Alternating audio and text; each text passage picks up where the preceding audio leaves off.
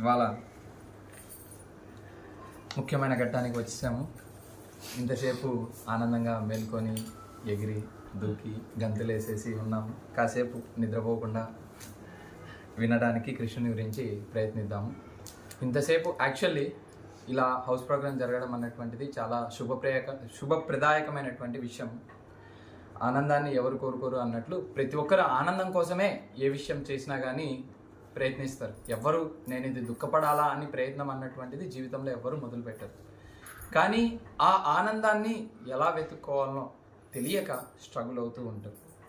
ఒకసారి మనం ఆనందం అని అనుకుంటాం, కానీ తీరా లాస్ట్కి రిజల్ట్కి చూసినా కానీ మధ్యలో చూసినా కానీ అయ్యయ్యో ఈ దావలో వెళ్ళకుండా ఉండాల్సింది, ఇది ఆనందం కలిగించట్లేదు అని ఎలా అనుకుంటాం. సో వాటన్నిటికీ అతీతంగా మనము ఒక స్టాండర్డ్ ఫార్ములాని, ఒక ఫార్ములా ఇప్పుడు మన మ్యాథమెటిక్స్లో 2+2 2+2 అంటే ఎలా తిమ్మిని పంపించేసినా కానీ 4 అవుతుంది. 6 100 అయినా 100 6 అయినా అన్నది సామెత ప్రకారం చెప్తాం, కానీ నిజానికి 6 100 ఎప్పుడు కాదు, 100 6 ఎప్పటికీ కాదు. సో అలానే ఒక ఫార్ములా అన్నటువంటి దాని ప్రకారము చూసుకుంటే ప్రతి ఒక్కసారి రిజల్ట్ అన్నటువంటిది పక్కా వస్తుంది. ఆ రిజల్ట్ అన్నటువంటిది, ఆ ఫార్ములా అన్నటువంటిది ఒక సాధారణ వ్యక్తి సృష్టించేటటువంటిది కాదు, గొప్ప గొప్ప మేధస్సులు సృష్టిస్తే వస్తుంది. అందరికంటే గొప్ప మేధావి శ్రీకృష్ణ భగవానుడు. ఆ శ్రీకృష్ణ భగవానుడు చెప్పినటువంటి ఫార్ములా గురించి, ఈ ఆనందం కోసము మనం ఏంటి అన్నటువంటిది కాసేపు తెలుసుకునేందుకు ప్రయత్నిద్దాం. ఎలా ఆనందాన్ని పొందాలి, ఏది అసలైన ఆనందము, లేదా ఏది హయ్యెస్ట్ ఆనందము, ఏది శాశ్వతమైన ఆనందము, దాన్ని ఎలా పొందాలి అన్నటువంటి విషయం గురించి చూద్దాము. మనం ఇంట్లో ప్రతి ఒక్కరము హోమ్ స్వీట్ హోమ్ అని అంటాం, ఇంగ్లీష్లో తెలిసే ఉంటుంది. సో ఆ హోమ్ స్వీట్ హోమ్ రియల్లీ ఎలా అవుతుంది అన్నటువంటి విషయం కూడా కాసేపు చర్చించుకుందాం.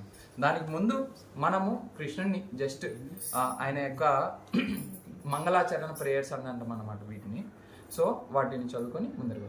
ఓం నమో భగవతే వాసుదేవాయ, ఓం నమో భగవతే వాసుదేవాయ, ఓం నమో భగవతే వాసుదేవాయ, ఓం నమో భగవతే వాసుదేవాయ, ఓం నమో భగవతే వాసుదేవాయ, ఓం నమో భగవతే వాసుదేవాయ, ఓం అజ్ఞానతిమిరాంతస్య, ఓం అజ్ఞానతిమిరాంతస్య జ్ఞానాంజన శలాకయా, జ్ఞానాంజన శలాకయా చక్షుర్మేలితం యేన, చక్షుర్మేలితం యేన తస్మై శ్రీ గురవే నమః, తస్మై శ్రీ గురవే నమః. చైతన్య మనోభీష్టం, శ్రీ చైతన్య మనోభీష్టం స్థాపితం యేన భూతలే, స్థాపితం యేన భూతలే స్వయం రూప కదా మహ్యం, స్వయం రూప కదా మహ్యం దదాతి స్వపదాంతికం, దదాతి స్వపదాంతికం. వందేహం శ్రీ గురు శ్రీ, వందేహం శ్రీ గురు శ్రీ యుతపద కమలం, యుతపద కమలం శ్రీ రాధా కృష్ణ పాదం, శ్రీ రాధా కృష్ణ పాదం శ్రీ గురుం వైష్ణవంశ్య, శ్రీ గురుం వైష్ణవంశ్య సహన రఘునాథాన్వితం, ఇది ఎప్పుడు కంటిన్యూస్గా చదవడం ఇలా రిపీట్ చేయండి. ఓకే. శ్రీయుత పథకం శ్రీ గురు వైష్ణవ శ్రీరూపం సాగ్రజాతం, సహగణ రఘునాథాన్వితం తం సజీవం సాద్వైతం తం సజీవం సాద్వైతం అదే చెప్తున్నా, సాద్వైతం సావధూతం పరిజన సహితం దేవం శ్రీ రాధా కృష్ణ పాదన్, సాగన లలిత శ్రీ విశాఖాన్వితాంశ హే కృష్ణ కరుణా సింధు, దీనబంధో జగత్పతే గోపేశ గోపికా కాంత రాధా కాంత నమోస్తుతే, సప్త కాంచన గౌరాంగి రాధే వృందావనేశ్వరి, వృషభానుసుతే దేవి ప్రణమామి హరిప్రియే, వాంఛాకల్పతరుభ్యశ్చ కృపా సింధుభ్య ఏవ చ పతితానాం పావనేభ్యో వైష్ణవేభ్యో నమో నమః. నమో విష్ణుపాదాయ, కృష్ణప్రేష్టాయ భూతలే శ్రీమతే భక్తి వేదాంత స్వామిన్ ఇతి నామినే. నమస్తే సరస్వతి దేవే గౌరవాణి భగవాని ప్రచారిణే నిర్విశేష శూన్యవాది పాశ్చాత్య దేశతారిణే జయ శ్రీకృష్ణ చైతన్య ప్రభు నిత్యానంద శ్రీ అద్వైత గదాధర శ్రీవాసాది గౌర భక్త వృంద గట్టిగా హరే కృష్ణ హరే కృష్ణ కృష్ణ కృష్ణ హరే హరే హరే రామ హరే రామ రామ రామ హరే హరే శ్రీ రాధా కృష్ణ కి శిల ప్రభుపాద కి నితాయ్ గౌర్ ప్రేమానంద. ఇప్పుడు నేను భగవద్గీతలోని 5వ అధ్యాయం 29వ శ్లోకం గురించి కాసేపు చర్చించుకుందాం. ఫస్ట్ ఈ శ్లోకం కూడా నాతో పాటు ఒకసారి రిపీట్ చేయడానికి ప్రయత్నించండి. భోక్తారం యజ్ఞ తపసాం సర్వలోకా మహేశ్వరం సుహృదం సర్వభూతానాం జ్ఞాత్వా మాం శాంతిరిచ్యతే. ఒకసారి భోక్తారం యజ్ఞ తపసాం సర్వలోకా మహేశ్వరం సుహృదం సర్వభూతానాం జ్ఞాత్వా మాం శాంతిరిచ్యతే. పదం పదం మీనింగ్ చదువుతాను, మీరు కూడా నాతో రిపీట్ చేయడానికి ప్రయత్నించండి. భోక్తారం భోక్తను యజ్ఞ యజ్ఞాలకు తపసాం తపోవ్రతాలకు సర్వలోకాలకు వాటి దేవతలకు మహేశ్వరం పరమ ప్రభువు సుహృదం ఉపకారి సర్వ సకలమైన భూతానాం జీవులకు జ్ఞాత్వా ఆ విధంగా తెలుసుకొని మాం నన్ను శ్రీకృష్ణ భగవానునని శాంతిం భౌతిక వేదాల నుండి ఊరట వేదనల నుండి ఊరట రిచ్చతి పొందుతాడు. ట్రాన్స్లేషన్ అండ్ పర్పట్ బై రివెన్ వేసేసి భక్తివేదాంత స్వామి శ్రీల ప్రభుపాదకి నన్ను సమస్త యజ్ఞాలకు తపస్సులకు చరమభోక్తగాను, ఒకసారి నేను చదువుతాను ఆ తర్వాత మనం వినిపించాను. సకల లోకాలకు దేవతలకు పరమ ప్రభువుగాను సకల జీవులకు ఉపకారిగాను శ్రేయోభిలాషిగాను తెలుసుకొని నా సంపూర్ణ భావనలో ఉన్న వ్యక్తి భౌతిక క్లేశ వేదనల నుండి విడివడి శాంతిని పొందుతాడు. ఒకసారి రిపీట్ చేద్దాం. నన్ను సమస్త యజ్ఞాలకు తపస్సులకు చరమభోక్తగాను సకల లోకాలకు దేవతలకు పరమ ప్రభువుగాను సకల జీవులకు ఉపకారిగాను శ్రేయోభిలాషిగాను తెలుసుకొని నా సంపూర్ణ భావనలో ఉన్న వ్యక్తి భౌతిక క్లేశ వేదనల నుండి విడివడి శాంతిని పొందుతాడు. భాష్యం చదువుతానండి, ఊరికే వినండి. మాయ పిడికిళ్లలో ఉన్న బద్ధజీవులు ఈ భౌతిక జగత్తులో శాంతిని పొందడానికి ఎంతో ఆరాట పడుతుంటారు, కానీ శాంతి సూత్రము వారికి తెలియదు. అదే భగవద్గీతలోని ఈ భాగంలో వివరించబడినది. పరమ శ్రేష్టమైన శాంతి సూత్రము కేవలము ఇదియే. సమస్త మానవ కలాపాలకు శ్రీకృష్ణ భగవానుడే భోక్త అంటే అనుభవించువాడు అని.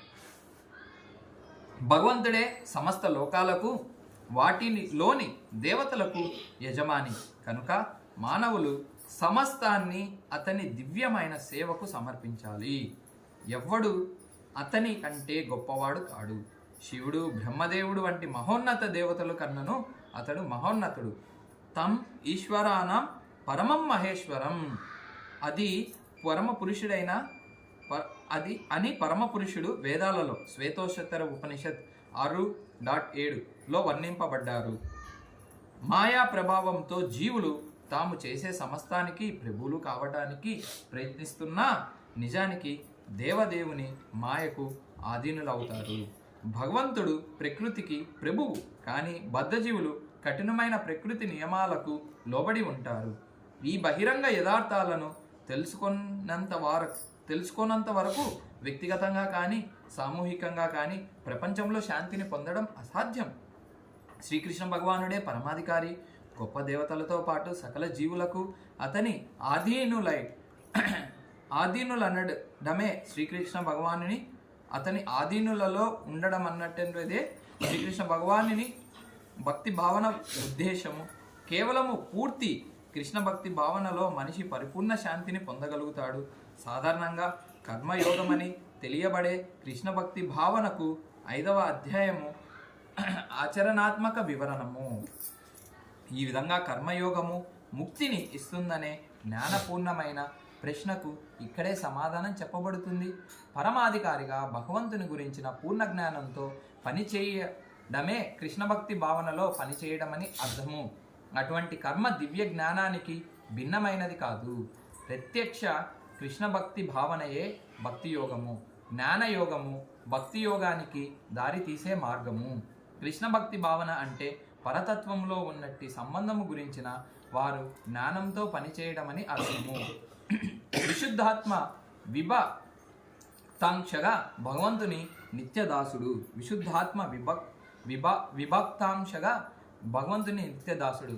మాయపై ఆధిపత్యము చెలాయించాలనే కోరికతోనే అతడు మాయా సంపర్కంలోకి వస్తాడు. ఇదే అతని పలు కష్టాలకు కారణము.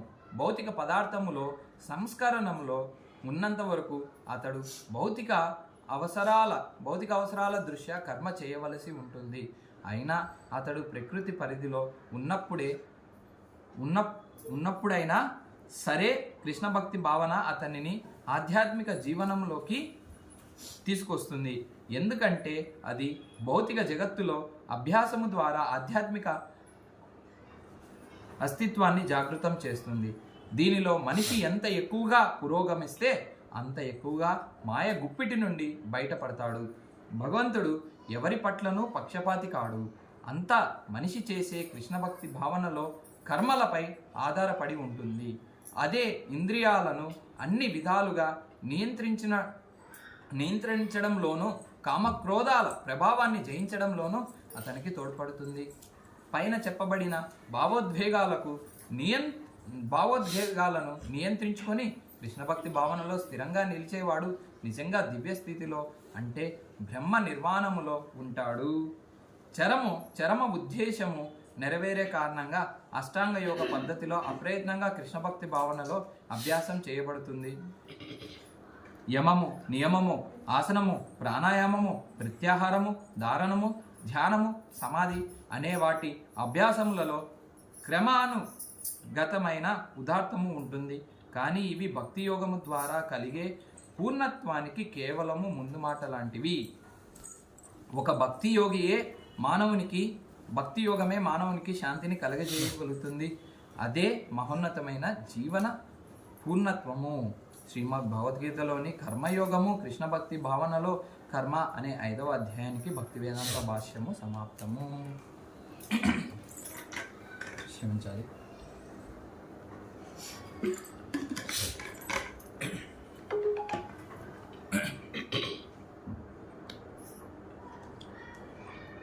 బాగా గట్టిగా అర్చాం కదా, సో కొంచెం నీరు అన్నటువంటిది అవసరము. అందులో మన కడప జిల్లాలో ఉన్నప్పుడైతే మాత్రం డెఫినెట్లీ కొంత మనం అలసిపోతుండే నీరు అన్నటువంటిది మనకు ఖచ్చితంగా అవసరం. ఇక్కడ ఎండ ప్రభావం కానీ ఏవైనా కానీ మాకు అక్కడైతే సింగపూర్లో నిత్యము 30-32 డిగ్రీలు అంతకన్నా ఎక్కువ ఉండదు. ఇక్కడ మనకు చలికాలంలో కూడా అంతకన్నా ఎక్కువే ఉంటుంది. సో ఆనందాన్ని ఎవరు కోరుకోరు, కానీ ఎంత మూల్యానికని మనం ఎన్ని సినిమాల్లో చూసింటాం. సో ఆ ఆనందం అన్నటువంటిది ఎంత మూల్యానికి మనకు వస్తుంది అన్నటువంటి విషయం అన్నటువంటిది మనం తెలుసుకోవాలి. ఇక్కడ శ్రీకృష్ణ భగవానుడు ఏం చెప్తున్నాడు? నేనే సకలములకు భోక్తగాను నన్ను గుర్తించిన వ్యక్తి, నేనే సకల జీవులకు అధిపతిగాను, సకల లోకములకు అధిపతిగాను నన్ను గుర్తించినటువంటి వ్యక్తి, ఆ రకంగా మెలిగినటువంటి వ్యక్తి అసలైన శాంతిని పొందుతాడు అని అన్నారు. మీరేంటి ఆనందం గురించి చెప్తున్నారు, మధ్యలో శాంతికి ఎందుకు వచ్చారు, వీటి రెండింటికి ఏమన్నా సంబంధం ఉందా అన్నటువంటి విషయం అన్నటువంటి సందేహం రావచ్చు మనకి ఎప్పుడైనా కానీ. 2వ అధ్యాయం 66వ శ్లోకం భగవద్గీతలో కృష్ణుడు ఇలా చెప్తున్నాడు.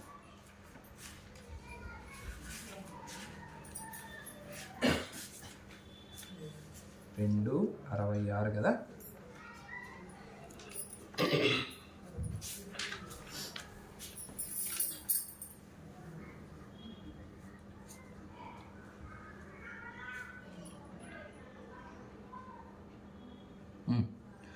కృష్ణ భక్తి భావనలో భగవానునితో సంబంధం లేని వానికి దివ్యమైన బుద్ధి కానీ స్థిరమైన మనస్సు కానీ ఉండదు.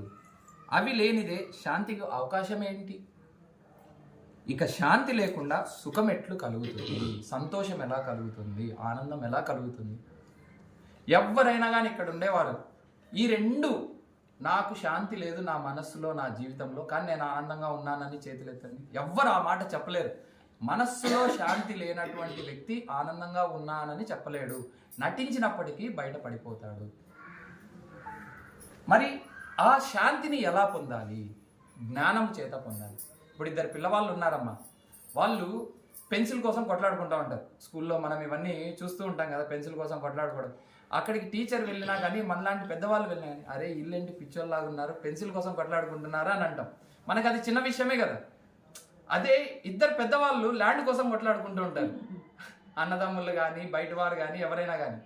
దీనికన్నా హైయెస్ట్ దొరికినప్పుడు ఆ ల్యాండ్ కోసం కొట్లాడుకునేది కూడా పిచ్చోళ్ళనే అనుకుంటారా? అనుకోరు. అక్కడ అనుకోరు, ఎందుకంటే దానికంటే హైయెస్ట్ చూడలేదు కాబట్టి. పిల్లవాడు కూడా మా అమ్మ ఏంటి నన్ను ఆపుతుంది, పెన్సిల్ నా పెన్సిల్ వాడు తీసుకుంటే అని అంటాడు. కానీ అరే ఈ పెన్సిల్ కోసం ఇంత కొట్లాడుకోవాల్సిన అవసరం లేదన్నటువంటి విషయం వానికి తెలియదు. జ్ఞానము చేత బుద్ధి చేత శాంతిని అన్నటువంటిది పొందుతాడు. ఆ జ్ఞానం ఎక్కడి నుంచి తెచ్చుకోవాలి? రాజవిద్యం రాజగుహ్యం పవిత్రం ఇదముత్తమం సుసుఖం కర్తుం అవ్యయం 9వ అధ్యాయం 2వ శ్లోకంలో కృష్ణుడు చెప్తున్నాడు, అన్ని విద్యలలోకి అన్ని జ్ఞానాలలోకి రాజవిద్య ఏమిటి అని అంటే నేను ఇప్పుడు చెప్పబోతున్నది ఓ అర్జున అనేసి 9వ అధ్యాయంలో 2వ శ్లోకంలో చెప్తున్నాడు అనమాట. 9:2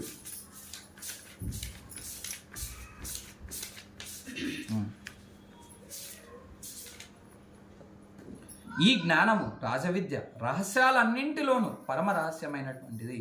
ఇది పవిత్రమైన జ్ఞానము. ఇది ఆత్మ యొక్క ప్రత్యక్షానుభూతి స్పష్టమైన అవగాహన ద్వారా ఇచ్చే కారణంగా ధర్మపూర్ణత్వమై ఉన్నది. ఇది శాశ్వతమైనది, సంతోషంగా నిర్వహింపబడేది. మరి ఈ జ్ఞానం అన్నటువంటిది రహస్యమైనటువంటిది అంటున్నారు.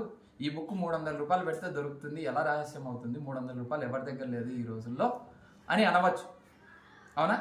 ఈ బుక్కే కాదు, ఏ బుక్ అయినా కానీ భగవద్గీత అఫోర్డ్ చేసే అది కొనే శక్తి ప్రతి ఒక్కరికి ఉంది. మనం అనకపోయినా కానీ ప్రతి ఒక్కరి నెలసరి ఆదాయంలో కానీ ఖర్చులో కానీ 1వ వంతు కూడా కాదు, లేదా 10వ వంతు కూడా కాదు. కనీసం 3000 రూపాయలు సంపాదించే వ్యక్తికైనా కానీ పెన్షన్ వచ్చే వాళ్ళకు కూడా 10వ వంతు, అవునా? సో మరి అది రహస్యం ఎలా అవుతుంది? అంగట్లో సరికే కదా. రహస్యం ఎప్పుడవుతుంది అని అంటే మనకు ఫర్ ఎగ్జాంపుల్ చెప్తాను. ఇప్పుడు ఒక కారు ఉందమ్మా, మనకు రిపేర్ చేసుకునేదానికి లేదా రిపేర్కి వచ్చింది, మనం వెళ్తున్నాము, ఆగిపోయి ఉంది. ఆగిపోయి ఉన్నప్పుడు ఆ రిపేర్కి వచ్చినప్పుడు మనము 1 గంట సేపు తల గోక్కొని ఏం చేసినా కానీ అది కార్ స్టార్ట్ అవ్వలేదు. బోనెట్ ఓపెన్ చేసాము, ముందర ఇంజన్ చూసాము, అన్నీ చూసాము, నీళ్లు పోసాము, ఇంకోటి చేసాము అవ్వలేదు. నా వల్ల అవ్వట్లేదు, ఇంకేదేదో ఖర్చు పెట్టాల్సిందని చెప్పేసి మెకానిక్ ఫోన్ చేస్తే వస్తున్నాయి. ఒక నట్టో బోల్టో అలా 10 సెకండ్లు ఫిక్స్ చేయగానే నడిచేసింది. అదే కారు అదే వ్యక్తి చూస్తున్నాడు, అదే కారు ఇంకొక వ్యక్తి చూస్తున్నాడు. ఈ వ్యక్తికి ఆ వ్యక్తికి వ్యత్యాసం ఏమిటి? ఈ వ్యక్తికి జ్ఞానం ఉంది, ఆ కార్ని ఎలా రిపేర్ చేయాలన్నటువంటిది. ఈ వ్యక్తికి జ్ఞానం అన్నటువంటిది లేదు. చూస్తూనే అర్థమైపోయేది ప్రతి ఒక్కటి కరెక్ట్ అని అనుకుంటే గురువు ఎందుకు? మనకు వెంటనే చూస్తూనే అర్థమైపోతుంది అని అంటే గురువు ఎందుకు? గురువు అంటే ఎవరు? గురువు మనకు ఒకటి నేర్పియాలని అనుకో. ఇప్పుడు మనకు IAS IPS నేర్పియాలి. పక్కన పాన్ డబ్బా షాప్ ఉంటుంది, ఆయన దగ్గరికి వెళ్ళి నాకు IAS IPS గురించి నేర్పియానంటే నేర్పిస్తారా? నేర్పించలేదు. IAS IPS విషయాల గురించి ట్రైనింగ్ అయిన వాళ్ళు, కలెక్టర్ విషయాల గురించి, ఆ పోలీస్ విషయాల గురించి ట్రైనింగ్ అయిన వాళ్ళు, ఆల్రెడీ ట్రైనింగ్ అయిన వాళ్ళు నేర్పిస్తే నేర్చుకోగలరు. లేదంటే నేర్చుకోవడం కష్టమా కాదు. ఒకవేళ గిలగిలా కొట్టుకొని 10th క్లాస్ పాస్ అవ్వగలడేమో కానీ ఏ గురువు లేకుండా ఐఐటి ఎగ్జామ్ కొట్టమనండి, ఏ మెటీరియల్ లేకుండా, ఏ గురువు లేకుండా డైరెక్ట్ ఎగ్జామ్ పేపర్కి వెళ్ళి కష్టతరమైనటువంటి విషయం అన్నటువంటిది సులభంగా సాధించలేము. సులభంగా సాధించలేనటువంటి విషయంకు గురువు అవసరం. ఆ గురువుకు ఆల్రెడీ జ్ఞానము తెలిసి ఉండాలి. ఆ వ్యక్తి మాత్రమే ఏది రైట్ ఏది రాంగ్ అన్నటువంటిది చెప్పగలరు. మనకు కొన్ని వేల సందేహాలు వస్తుంటాయి ఒక రోజులోనే. ప్రామాణిక శాస్త్రం ప్రకారము, సైన్స్ ప్రకారము ఒక రోజుకి మనకి ఎన్ని థాట్స్ వస్తాయో తెలుసా? ఎన్ని ఆలోచనలు వస్తాయో తెలుసా? ఎన్ని గెస్ ఎవరన్నా? 70,000 ఆలోచనలు వస్తాయంట. సెకండ్కు ఒక ఆలోచన కంటే ఎక్కువ. అందులో ఎన్ని నెగిటివ్ థాట్స్ వస్తాయి, ఎన్ని పాజిటివ్ థాట్స్ వస్తాయి ఏమన్నా గెస్ చేయగలరా? యావరేజ్గా చూస్తే 75% నెగిటివ్ థాట్సే వస్తాయండి. కానీ ఏమంటే ఆ థాట్లోనే ఆగిపోయింది కాబట్టి కనీసం ప్రపంచం ఇంత మాత్రం అన్న సుఖంగా ఉంది. పొరపాటున కానీ ఆ థాట్ మొత్తం బయటికి వచ్చేసి కానీ చేయడం స్టార్ట్ చేశారని అంటే ఎవ్వడికి సుఖ సంతోషాలతో బతకలేడు. ఇప్పటికే సుఖ సంతోషాలతో బతకలేకున్నాము. ఇదని అదని, మొన్నటి వరకు కోవిడ్ అయిపోయిన తర్వాత ఇంకొకటని, ఆర్థిక మాంద్యం అనేసి మాకు ఇప్పుడు అక్కడ కనిపిస్తుంది అని అనమాట. ఉద్యోగాలు చేసే వీరందరికీ ఎవరికైనా కానీ ఆర్థిక మాంద్యం అన్నటువంటిది అమెరికాలో ఇక్కడంతా కూడా చాలా ఎక్కువ ఉంది. ఏ నిమిషము ఉద్యోగం ఊడిపోతుందా బతుకు జీవుడా అన్నట్లు. ఒకవేళ వ్యాపారం ఉన్నవాడికి ఈ వ్యక్తితో పోటీ అని, ఆ వ్యక్తితో పోటీ అని చెప్పేసి జీవితంలో నిత్యము ఏదో ఒక యాంగ్జైటీ అన్నటువంటిది ఉంటుంది. ఏదో ఒక ఆందోళన అన్నటువంటిది ప్రతి ఒక్క వ్యక్తికి ఉంటుంది. మీరు అనిల్ అంబానీ ఇప్పుడు దివాలా తీశాడు. ముఖేష్ అంబానీ దగ్గరికి వెళ్ళి, అయ్యా నీకు ఇన్ని లక్షల కోట్ల రూపాయలు ఉన్నాయి, నువ్వు సంతోషంగా ఉన్నావా అని ఒక్క మాట అడగండి. లేదు పోన్లే, సంతోషం కూడా అడగద్దు, శాంతిగా ఉన్నావా, నువ్వు కడుపు నిండా తినగలుగుతున్నావా, చెయ్యి నోట్లోకి పెట్టుకొని ఒక అర్ధగంట సేపు ప్రశాంతంగా కూర్చోగలుగుతున్నావా? మళ్ళీ ఏంటి తెలుసా, ఒక అర్ధగంట తను అలా కూర్చున్నా కానీ 480 కోట్ల రూపాయలు వస్తుంది తనకి. కూర్చోగలుగుతున్నాం. మరి ఏది శాంతినిస్తుంది? డబ్బా? సరే కాదనుకున్నాం.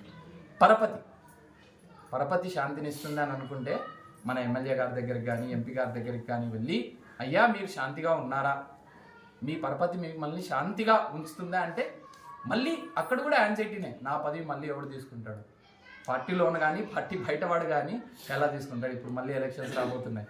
ఈ యాంగ్జైటీ అన్నటువంటిది ఏ ఫీల్డ్లో ఉన్నా కానీ, ఎంత సంపాదించినా కానీ, ఎంత పొజిషన్లో కూర్చొని ఉన్నా కానీ, ఎంత అందంగా ఉన్నా కానీ, ఎంత మేధస్సు ఉన్నా కానీ, ఐన్స్టీన్ అనేసి సైంటిస్టులు ఉన్నారు. ఇప్పుడు మన ఇస్రో సైంటిస్టులు కానీ, మననే చంద్రయాన్ ఇవన్నీ పంపారు కదా. ఒక్కసారి ఒక సైంటిస్ట్, నేను ఇంతకుముందు కూడా హెచ్ఏఎల్ అనేసి హిందుస్థాన్ ఏరోనాటిక్స్ లిమిటెడ్ అనేసి హెలికాప్టర్స్ కంపెనీలో పనిచేశారు. సో పెద్ద సైంటిస్టులం అందరం, ఎవరైనా కానీ మాట్లాడుతున్న వాళ్ళు ప్రతి ఒక్కరు గొప్ప మేధస్సు కలిగినటువంటి వ్యక్తులు. ఏదన్నా ఇప్పుడు ఇందాకే ఫార్ములా గురించి ఇవన్నీ మాట్లాడుతున్నాం కదా, ఇలాంటి ఫార్ములాస్ క్రియేట్ చేసిన వాళ్ళు, క్రియేట్ చేయబోతున్న వారు, ఏవైనా కానీ ఒక్కరినైనా కానీ వెళ్ళి నువ్వు మనశ్శాంతిగా ఉన్నావా అని అంటే ఎవ్వడు ఎస్ చెప్పడు. సరే ఇవన్నీ ఎందుకు, ఇప్పుడు పోనీలే ఇదంతా చూస్తుంటే మనశ్శాంతి ఉండదు, చేస్తుంటే మనశ్శాంతి ఉండదు అని అన్నాం అని అనుకో. ఒక గుడ్డివాడి దగ్గరికి వెళ్ళి నువ్వు మనశ్శాంతిగా ఉన్నావా అని అన్నా. చూసే చూపులో కాదు మనశ్శాంతి ఉన్నటువంటిది, ఉండే దృష్టిలో అన్నటువంటిది మనశ్శాంతి ఉంటుంది. అవునా? మనం దాన్ని తీసుకునే విధానంలో మనశ్శాంతి అన్నట్టు ఉంటుంది. అది గుడ్డివాడు కావచ్చు, అన్ని చక్కగా ఉన్నవాడు కావచ్చు. ఈ శాంతిని అన్నటువంటిది మరి ఎలా పొందాలి? ఇప్పుడు అంతా ఇంతసేపు మనం నెగిటివ్ మాట్లాడుకున్నాం. రైట్ యాక్షన్ ద్వారా రైట్ రియాక్షన్ వస్తుంది. అవునా కదా? మనం ఏదన్నా కరెక్ట్గా చేసామనంటే దానికి కరెక్ట్గా రియాక్షన్ అన్నట్టు వస్తుంది. వేప చెట్టు విత్తనం నాటి నాకు మామిడి పండు వంటి తీయదనం కావాలని అంటే వస్తుందా? ఎంత చేసినా నువ్వు నీరు పోయి, నారు పోయి, దానికి ఫర్టిలైజర్స్ వేయి, అన్ని వేయి. వేప చెట్టుకి అయితే ఫర్టిలైజర్స్ కూడా అవసరం లేదు, ఏమైనా చెయ్యి. నేను వేపకాయ నోట్లో పెట్టుకొని తీయగా ఉంటుంది మామిడి పండులాగా అనేదానికి లేదు. తినగా వేమ తీయనుండా అని చెప్పేసి వేమన శతకం రాసినా కానీ అలవాటు అయిపోవడం వల్ల అలా ఉంటుంది తప్ప చేదే. ఎవరిని అడిగినా కానీ అదే చెప్తారు. సో ఈ జీవితం అన్నటువంటిది మనము శాంతిని పొందడానికి శాంతి విత్తనం అన్నటువంటిది నాటాలి. అశాంతి విత్తనం అన్నటువంటిది నాటితే అశాంతి అన్నటువంటిది తప్ప శాంతి అన్నటువంటిది తిరుగుగా రాదు. ఇంతవరకు అయితే అర్థమైంది. మరి ఏంటి శాంతి విత్తనము? కృష్ణుణ్ణి భోక్తునిగా, కృష్ణుడే అన్నిటికీ యజమానిగా, కృష్ణుడే అన్నిటికీ అధిపతిగా తలుచుకున్నంత మాత్రం చేత, దానికి సంబంధించినట్టు వ్యవహరించినంత చేత ఎందుకు శాంతి వస్తుంది? ఇదేంటి విడ్డూరం? మనం ఇప్పుడు మళ్ళీ అదే అంటున్నాం. ఒక రోజు శాంతిని పొంది మరుసటి రోజు మళ్ళీ అశాంతిని పొందేటటువంటి జీవితం మనకొద్దు. ఇప్పుడు ఇది ఎలా ఉంటుందంటే, 5 ఏళ్ళు ఉన్నా కానీ 5వ సంవత్సరం ఆఖరికి ప్రతి ఒక్క ఎమ్మెల్యే ఎంపీ తుమ్మితే ఊడిపోయే పదవిలాగానే అని అనుకుంటాడు. అవునా? సో ఇప్పుడు అందుకే వాళ్ళు అయినా కానీ ఇప్పుడు మనం అంత పరపతి ఉన్నా కానీ నువ్వు శాంతిగా ఉన్నావా అని అంటే శాంతిగా ఉన్నావా లేనని చెప్పేది ఎందుకనంటే అది శాశ్వతం కాకపోవడం వల్ల. శాశ్వతమైనటువంటి ఆనందము, శాశ్వతమైనటువంటి శాంతి అన్నటువంటిది శాశ్వతమైనటువంటి వ్యక్తి ఇవ్వగలరు. ఇప్పుడు ఆయన దగ్గరికి వెళ్ళి, అయ్యా నువ్వు 5 ఏళ్ళు ఎమ్మెల్యేగా కూర్చొని ఉన్నావు, నన్ను 30 ఏళ్ళు పిఎం చెయ్యి అని అన్నావు అనుకో, చేయగలడా ఆయన? అరే నాకే దిక్కు లేదు, నెక్స్ట్ 5వ సంవత్సరం తర్వాత టికెట్ వస్తుందో రాదో కూడా తెలియదు, ఎమ్మెల్యే కదా పక్కన పెట్టు, నేను ఇప్పుడు మనకు వేరే పార్టీలో జరుగుతుంది కదా, టికెట్ ఎవరికి వస్తుందో రాదో కూడా తెలియట్లేదు, సో టికెట్ వస్తుందో రాదో కూడా తెలియట్లేదు, నేను నీకు పిఎం సీట్ ఎలా ఇప్పించగలను అని చెప్పచ్చు. సో మనం ఎవరి దగ్గర అయితే వెళ్ళి మొర అన్నటువంటిది పెడుతున్నామో ఆ మొరను తీర్చేటటువంటి శక్తి ఆ వ్యక్తికి ఉన్నాడు. ఆ వ్యక్తి ఎవరు అంటే శ్రీకృష్ణుడు. ఎలా అనంటే ఇక్కడ చెప్పిన ప్రకారము ఆయనే సర్వలోకాలకు మహేశ్వరుడు. మనకు మహేశ్వరుడు అన్నటువంటి పేరు శివునికి విన్నాం. అది ఆయన పుత్రునిగా, ఇప్పుడు తండ్రి, ఇప్పుడు తాత ఎన్టీఆర్ ఉంటే మనవడు జూనియర్ ఎన్టీఆర్ ఉన్నంత మాత్రాన, ఇద్దరి పేరు ఎన్టీఆర్ అయినంత మాత్రాన ఇద్దరు ఎన్టీఆర్ కాదు. అలా అని చెప్పి ఈ వ్యక్తిని ఎన్టీఆర్ అంటున్నాం, ఆ వ్యక్తిని ఎన్టీఆర్ అంటున్నాం. ఎందుకంటే తనలో ఉన్నటువంటి గుణాలు అన్నటువంటివి తినలో గుర్తించారు కనుక. సో అలా మనము ఆయనలో ఎన్నో గొప్ప గుణాలు ఉన్నాయి. ఇప్పుడు మనం పర్పట్లో కూడా చదువుకున్నట్టు బ్రహ్మ, శివుడు అన్నటువంటి వారు చాలా గొప్ప దేవతలు, సందేహమే లేదు. కానీ శాశ్వతమైనటువంటిది కృష్ణుడు. 7వ అధ్యాయం 7వ శ్లోకంలో చూస్తే మనము ఈ విషయం అన్నటువంటిది క్లియర్గా చెప్తారు. భోక్తారాం యజ్ఞ తపసాం, చెప్పచ్చు, సర్వలోక మహేశ్వరం సుహృదం సర్వభూతానాం జ్ఞాత్వా మాం. సారీ, భోక్త ఈరోజు శ్లోకం కదా, అది సరే. జ్ఞాత్వా మాం శాంతిరిచ్చతి, ఓకే, ఈరోజు శ్లోకం చెప్పాము. కానీ పర్లేదు, 7వ శ్లోకం వచ్చేసి మత్త పరతరం నాన్యాత్ కించిదస్తి ధనంజయ మయి సర్వం ఇదం ప్రోక్తం సూత్రే మణిగణా ఇవ. ఇక్కడ కృష్ణుడు ఏమంటున్నాడంటే, ఓ ధనుంజయ. ధనుంజయ అంటే అర్జునుడు అన్నమాట. ధనాన్ని మొత్తం జయించేటటువంటి కెపాసిటీ అర్జునుడికి ఉంది. రాజసూయ యజ్ఞం జరిగినప్పుడు కూడా అర్జునుడు వెళ్ళిన చోట అన్నటువంటి తిరుగు అన్నటువంటిది లేదు. ఏ రాజ్యాన్ని అయినా కానీ ఆక్యుపై చేసుకుని వచ్చినటువంటి గొప్ప వీరుడు అర్జునుడు, అది అందరికీ తెలిసినటువంటి విషయం. సో ఓ ధనుంజయ, నాకంటే శ్రేష్టమైన సత్యము లేదు.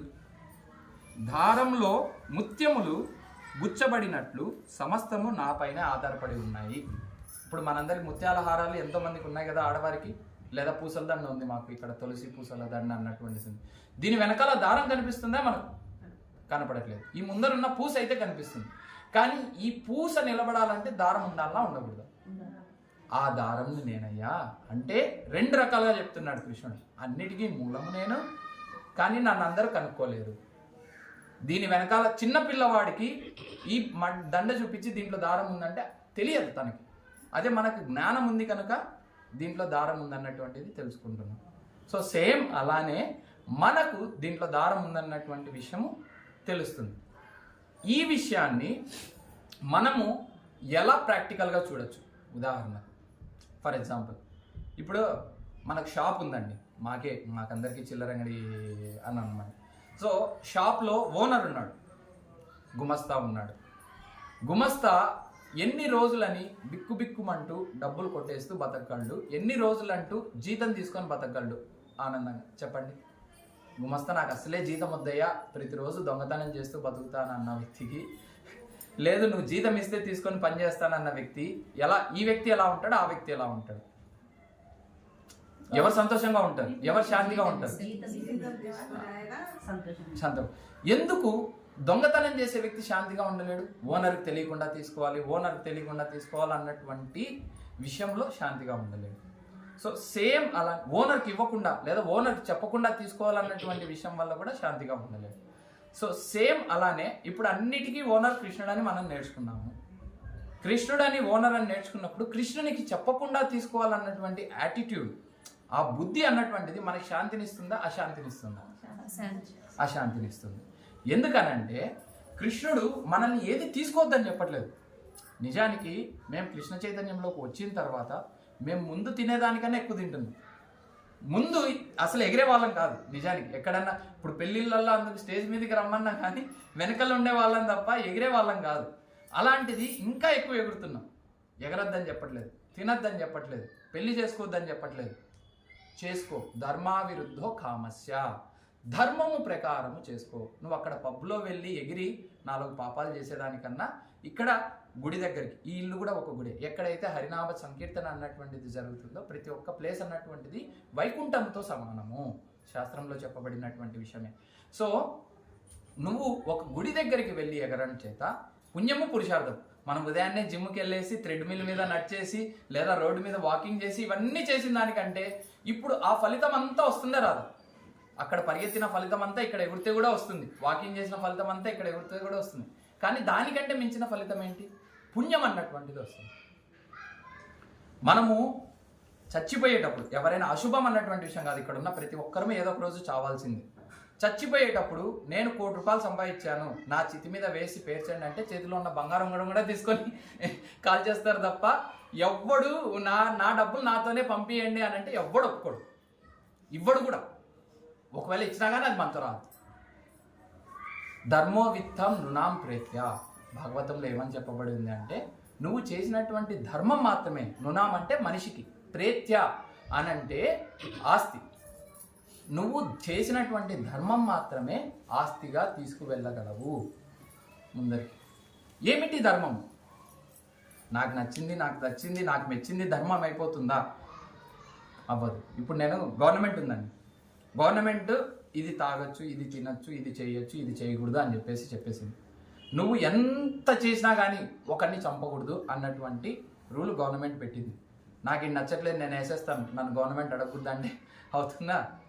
అవ్వదు. సో గవర్నమెంట్ ఏదైతే రూల్ సెట్ చేసిందో ఆ రూల్ కిందనే బతకాలి. ఈవెన్ ఇక్కడ కూడా గవర్నమెంట్ ట్యాక్స్ కట్టకుండా ఎన్ని రోజులను సుఖంగా బతకగలం? నువ్వు ఒకవేళ కట్టద్దనుకున్నా కానీ నువ్వు కొనే పేస్ట్లో, తినే తిండిలో ప్రతి ఒక్క దాంట్లో ట్యాక్స్ కట్టాల్సిందే. పట్టించుకునే పెట్రోల్లో ప్రతి ఒక్క దాంట్లో ట్యాక్స్ కట్టాల్సింది. గవర్నమెంట్కి సుస్తు అన్నటువంటిది కట్టకుండా మనం ఎన్నాళ్ళు ప్రశాంతంగా ఉండగలం? దావీద్ ఇబ్రహీం ఉన్నాడు, కొన్ని కోట్లు ఆస్తి ఉండి ఉంటుంది, తనైనా కానీ ట్యాక్స్ కట్టాల్సిందే, కానీ ప్రశాంతంగా లేడు. గవర్నమెంట్ చెప్పిన పని చేయకపోవడం వల్ల. అదే ఏ గవర్నమెంట్ అయినా కానీ పక్కోడిని దోచుకొని పక్కోడిని కొట్టి చంపి బతుకు అని చెప్తుందా? నాయనా నువ్వు సంపాదించుకో నాయనా, లక్షణంగా నాకు ఇంతో అంతో సుసుగా తీసుకుపో అని చెప్పేసి చెప్తుంది తప్ప ఎక్కడ పక్కోడిని దోచుకొని బతకమని ఎక్కడా చెప్పదు. ఎందుకని అనొచ్చు, ఈ మన గవర్నమెంట్లో పక్కోడిని అంటే పక్క వ్యక్తిని ఎందుకు చంపకూడదని అన్నామని అంటే, ఫర్ ఎగ్జాంపుల్ ఫ్రాంక్గా మాట్లాడుకుంటే మనుషులకు మాత్రమే ఓట్లున్నాయి. అదే ఇంకెవరికన్నా ఒకవేళ జంతువులకు కూడా ఓట్లు ఉండింటే వాటిని కూడా చంపొద్దు అనేసి రూల్స్ వచ్చేస్తాయనమాట. వాడిని చంపేస్తే వానికి ఓటు ఎలా వస్తుంది? రాదు కదా. సో ధర్మంతు సాక్షాత్ భగవత్ ప్రణీతం, భగవంతుడే స్వయాన ధర్మాన్ని అన్నటువంటిది రాశాడు.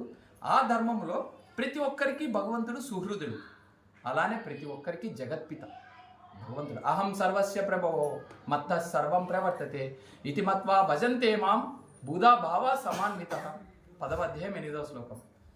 సర్వయోనిషు కౌంతేయ మూర్తయ సంభవంతియాం తాశం బ్రహ్మ మహద్యోనిర్ అహం బీజ ప్రదప్పిత.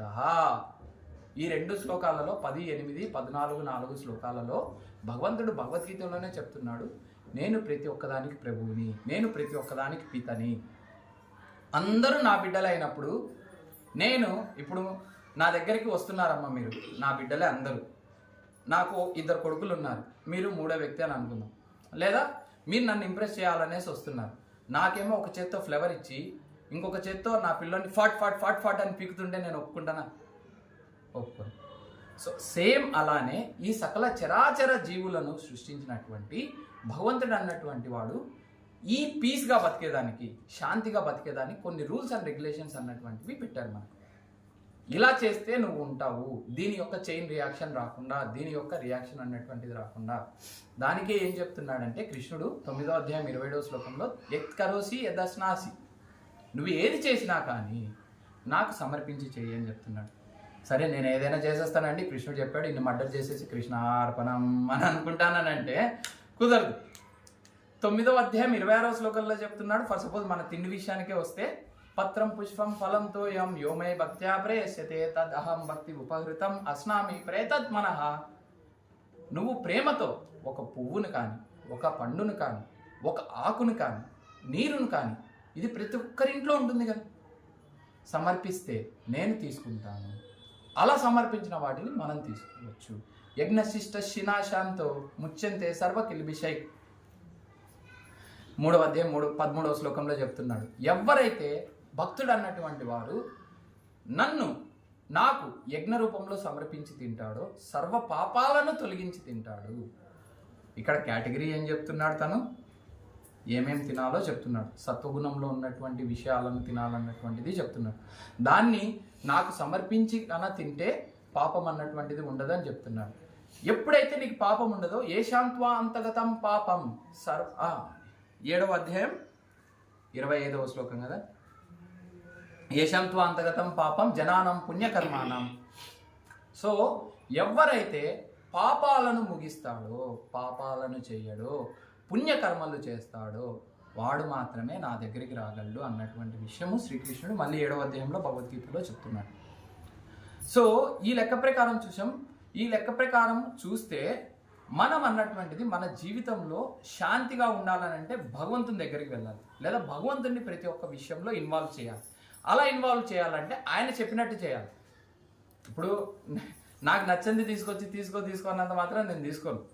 ఆ నచ్చంది ఎందుకు నచ్చదు అని అంటున్నాడంటే ప్రతి ఒక్కరికి బతికే హక్కు అన్నటువంటిది ఉంది కాబట్టి. అట్ ద సేమ్ టైం మళ్ళీ మనకు కూడా ఇన్ని మాటలు మాట్లాడుతున్నారు, నేనేం మొక్కలు తింటే ఆ మొక్కలకు కూడా చావు రాదా, అవి కూడా చంపే కదా తింటున్నాం.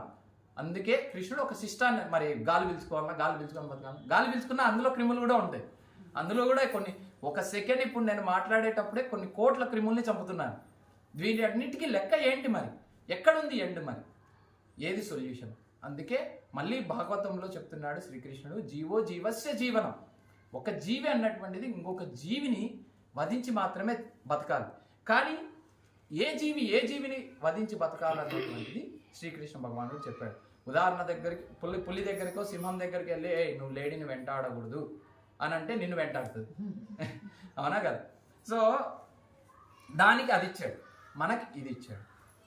సో మనము ఆయన చెప్పినటువంటి విషయాన్ని ఆయన చెప్పినటువంటి విధంగా వ్యవహరిస్తూ తింటూ చేస్తూ ఇంకా 4 నియమాలు చెప్పాడు ఆయన. ఏంటంటే ఫర్ సపోజ్ నువ్వు జూదం ఆడకూడదు.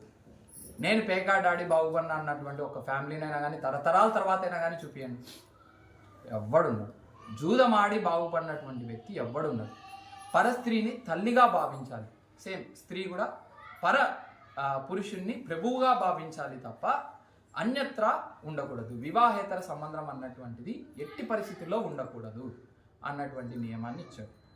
ఇంకొక నియమం ఏమిచ్చాడు, నువ్వు మత్తు పదార్థాల జోలికి వెళ్ళకూడదు. నువ్వు ఎప్పుడైతే ఇప్పుడు ఇక్కడ ఏమవుతుందంటే, ఇప్పుడు మనం ఎప్పుడైతే గ్యాంబ్లింగ్ అన్నటువంటిది చేస్తామో, జూదం అన్నటువంటిది ఆడతామో, మనలో సత్యభావం అన్నటువంటిది పోతుంది. ఇది ఒక ధర్మానికి పాదం.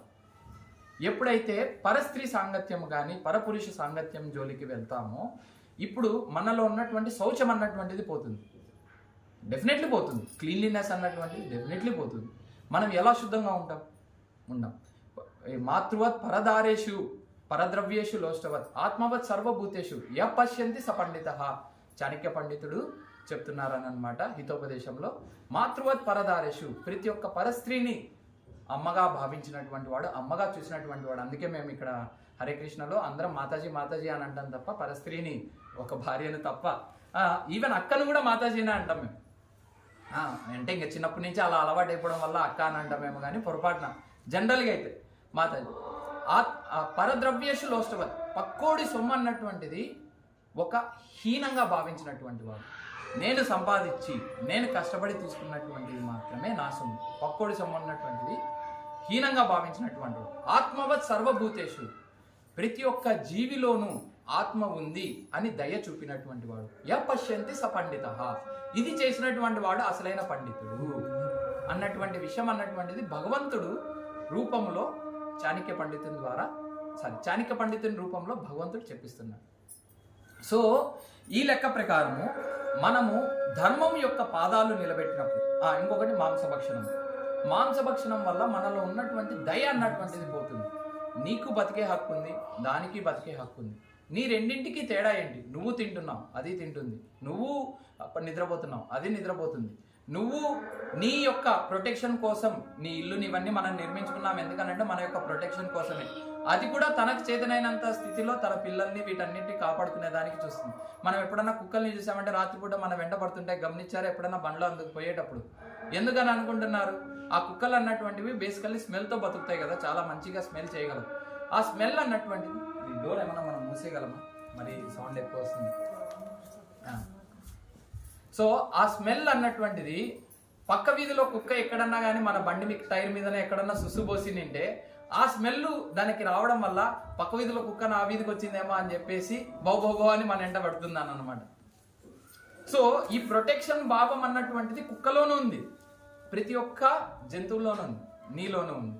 సో మైథున సుఖం అన్నటువంటిది మనిషిలోనూ ఉంది, కుక్కలోనూ ఉంది, పందిలోనూ ఉంది, నక్కలోనూ ఉంది. ఈ 4 ఉన్నప్పటికీ తేడా ఏమిటి అంటే ధర్మోహితేష అధికో విశేష, మనిషికి ధర్మముని తెలుసుకునేటటువంటి విషయం అన్నటువంటిది అవకాశం ఉంది. ఇక్కడ కుక్కని తీసుకొచ్చి భాగవతం చెప్తాను వినా అంటే బౌబో అని అంట తప్ప వినదు, చెప్పినా అర్థం కాదు. రామచిలుకకు కృష్ణ మంత్రం నేర్పించినా కానీ, ఎంత చేసినా కానీ లాస్ట్ పొరపాటున ఇలా పీక పట్టుకుంటే అని అంటది తప్ప హరే కృష్ణ అనదు. సో ఈ లెర్నింగ్ అన్నటువంటిది, ఈ రియలైజేషన్ అన్నటువంటిది మనిషికి మాత్రమే ఇచ్చినటువంటి సొత్తు దేవుడు. ఈ జన్మలోనే మనము ధర్మమును అన్నటువంటిది పాటించి మనము మనుషులుగా బతికి భగవంతునికి మన పాపాలు అన్నటువంటివి సమాప్తము చేసుకొని, లేదా మన పాపాలను అన్నటువంటివి తగ్గించుకొని భగవంతునికి ఒక ముందరికి వేస్తే మనకు శాంతి అన్నటువంటిది ఉంటుంది. ఫస్ట్ ఎక్కడికి వెళ్ళాం? స్టోరీ అంగట్లో గుమస్తా దగ్గర నుంచి వెళ్ళాం. ఇప్పుడు ఎవడైతే జీతం తీసుకునేవాడు పీస్ఫుల్గా ఉంటాడు, దొంగతనంగా బిక్కుమనేవాడు పీస్ఫుల్గా ఉంటాడు. ఇప్పుడు తండ్రే ఉన్నాడమ్మా, ఇంటికి పిల్లలకి గులాబ్ జామున్ అనే వాడు నాన్న, పిల్లోడేమో నాకు నాన్న గులాబ్ జామున్ తీసుకురా అని ఎన్నోసార్లు పోటీ చేస్తుంటే ఒక 10 గులాబ్ జాములు తీసుకొచ్చాడు ఇంటికి. పిల్లోడేమో ఇస్తూనే వెంటనే అన్నీ తినేసి, మన పిల్లోడు కాబట్టి మనకు బాధ ఉండదులేండి, జనరల్గా ఏమి నువ్వు తెచ్చినందుకు ఒక చిన్న థ్యాంక్ యూ కూడా చెప్పలేదు. అప్పుడు 2వ సారి 3వ సారి 4వ సారి తెస్తావు, ఆ తర్వాత నువ్వైనా అంటావు, ఎరా నాకు ఒకసారి థ్యాంక్ యూ కూడా చెప్పవారా, నువ్వు అడిగినంత మాత్రాన్ని నేను తెచ్చాను, ఈరోజు వర్షం పడుతున్నా కానీ వెళ్ళి తెచ్చాను నేను నీకోసము, మరి నువ్వు నాకు అదే ఇదే సిచ్యువేషనే. ఫస్ట్ టైమే నాన్న నువ్వు ఇంత కష్టపడి తెచ్చావు, నువ్వు ఒక్క జామున్ తిన్నాను ప్రేమతో నేను ఇస్తున్నాను అని కన్నా తర్వాత చేస్తే వర్షం కాదు కదా తుఫాన్ వచ్చినా కానీ వెళ్ళి తెస్తాడు తండ్రి. సో సేమ్ అలానే భగవంతుడికి మనం బిడ్డలం. ఆ భగవంతుడిని మనం ఇంప్రెస్ చేయాలనంటే సింపుల్ మెథడ్ ఏంటంటే మనకున్న దాంట్లో భగవంతుడికి ఆఫర్ చేయడం. ఇలా చేసినటువంటి వ్యక్తి యజ్ఞ రూపంలో, తపస్సు రూపంలో ఏది చేసినా కానీ భగవంతునికి ఆఫర్ చేసినటువంటి వ్యక్తి శాంతిగా బతకగలడు. ఓనర్కి లాయల్గా ఉన్నటువంటి వ్యక్తి, అంటే మంచి ఓనర్ గురించి చెప్తున్నాను, మళ్ళీ నేను దొంగ ఓనర్ల గురించి చెప్పట్లేదు. ఓనర్కి వినయుడుగా ఉన్నటువంటి వ్యక్తికి ఓనర్ కూడా ఎంత కావాలన్నా చేస్తాడు. వినయంగా లేని వ్యక్తికి ఎవ్వడు ఏది చేయడు. ఎమ్మెల్యే దగ్గర అయినా కానీ, ఒక షాప్ ఓనర్ దగ్గర అయినా కానీ, ఇంట్లో పని వాళ్ళ దగ్గర నుంచి అయినా కానీ, ఎవరైనా కానీ వినయంగా ఉన్న వ్యక్తిని మాత్రమే, లేదా కృతజ్ఞతతో ఉన్నటువంటి వ్యక్తిని మాత్రమే మనము తిరిగి చూస్తాం. అవునా కదా? సో సేమ్ అలానే భగవంతునికి మనం కృతజ్ఞతతో ఉన్నామనంటే ఆయన ఇంకా ఎన్నో ఇస్తాడమ్మా. మనం ఏదో అనుకుంటాం, మనం ఇప్పుడున్న పొజిషన్ హైయెస్ట్ అని అనుకుంటాం. నిజానికి మనం ఉన్న పొజిషన్ హైయెస్ట్ కాదు, దీనికి మించింది. కుచేలుడు ఎవరు ఏమంటామో ఇంకొక పేరు సుధాముడు లేదా కుచేలుడు పిరికెడు అటుకులు ఇచ్చాడు. ఆ అటుకులు కూడా ఇవ్వలేదు. కృష్ణుడు వాళ్ళ భార్య పాపం చాలా కష్టాల్లో ఉన్నారు వాళ్ళు. తనకి చిన్నప్పుడు మిత్రుడు కృష్ణుడు. సో అటుకులు మీ ఫ్రెండ్ దగ్గరికి వెళ్ళి అడగచ్చు కదండి. ద్వారకా యొక్క రాజు 16,000 ప్యాలెస్లు ఉన్నాయి, 9 లక్షల మంది తన ఫ్యామిలీనే, మళ్ళీ వేరే వాళ్ళు కూడా కాదు. తన ఇంట్లో భార్యలు, తన పిల్లలు, 10 మంది కొడుకులు, ఒక కూతురు, మళ్ళీ వాళ్ళకు ఒక్కొక్కరికి 10 మంది కొడుకులు, ఒక కూతురు, ఇలా 9 లక్షల మంది తన జనాభానే. ఇంతమందిని కూడా వెంట్రుక వాసంతూ ఇబ్బంది కూడా లేకుండా చూసుకునేటటువంటి కృష్ణుడు తన జనాలతో పాటు అంతకన్నా గొప్ప వ్యక్తి ఇంకొకరు ఉండరు, మనం చూసి నిన్నాం. మళ్ళీ ఏంటి, ఈ 16,000 ఇళ్లల్లో ప్రతి ఒక్క చోట ఉన్నాడు కృష్ణుడు. ఈ ఇంట్లో ఉండి ఆ ఇంట్లో లేడని కాదు, ఒక చోట ఆడుకుంటున్నాడు పిల్లలతో, ఒక చోట రాచరికం చేస్తున్నాడు, ఒక చోట భార్యతో కూర్చొని ఉన్నాడు, ఒక చోట యజ్ఞయాగాదులు చేస్తున్నాడు, ఒక చోట మహర్షుల్ని రెస్పెక్ట్ చేయడం కానీ పూజించడం కానీ చేస్తున్నాడు. ఒక్కొక్క చోట ఒక్కొక్క రకంగా ఉన్నటువంటి కృష్ణుడు, ఇంత గొప్ప కృష్ణుడి దగ్గరికి ఒక్కసారి వెళ్ళి ఏదన్నా హెల్ప్ అడగచ్చు కదండి. అప్పటికి సుధాముడికి ఇష్టం ఉండదు. సరే అంత దూరం వెళ్తున్నాము, ఏదన్నా ఇస్తే వెళ్ళినప్పుడు మనం ఇప్పుడు ఒక ఎమ్మెల్యే దగ్గరికి వెళ్తేనే ఒక పువ్వు ఒక పండు ఇచ్చి నమస్తే సార్ అని అన్నాడు. మరి ఇంత పెద్ద వ్యక్తి దగ్గరికి వెళ్ళినప్పుడు ఏదో ఒకటి ఇస్తేనే కదా అని అంటే ఆ ఇవ్వడానికి ఏది కూడా లేదు ఇంట్లో. పక్కింటికి వెళ్ళి పాపం చినిగిపోయినటువంటి క్లాత్లో ఒక పిరికెడు అటుకులు తీసుకొని వచ్చి కృష్ణుని దగ్గరికి వెళ్తే, ఆ ద్వారకలోకి వెళ్తే కళ్ళు బయలు గమ్ముతాయని అనమాట. ఇదేంటి ఇన్ని ప్యాలెస్లు, ఇంత గొప్పగా ఉంది, ఇదేంటి పరిస్థితి అని చెప్పేసి ఆయనకి అని అనుకుంటే, సరే ఏ ప్యాలెస్లోకి వెళ్ళినా కానీ కృష్ణుడు ఉంటాడు కాబట్టి ఒకనొక ప్యాలెస్లో బయట ఉంటే కృష్ణుడు నా ఫ్రెండ్ అని అంటానే ఆ బట్టలు ఏమో నీ ఫ్రెండా, నువ్వా కృష్ణుని ఫ్రెండా, అంత సీన్ ఉంది అనేసి. కానీ కృష్ణుడికి ముందే లోపల తెలిసిపోతుంది అనమాట. నా ఫ్రెండ్ ఒకరు బయటకు వచ్చారని చెప్పి లోపల ఉండే బట్టని బయట పంపిస్తాడు, తీసుకురండి లోపలికి అని చెప్పేసి.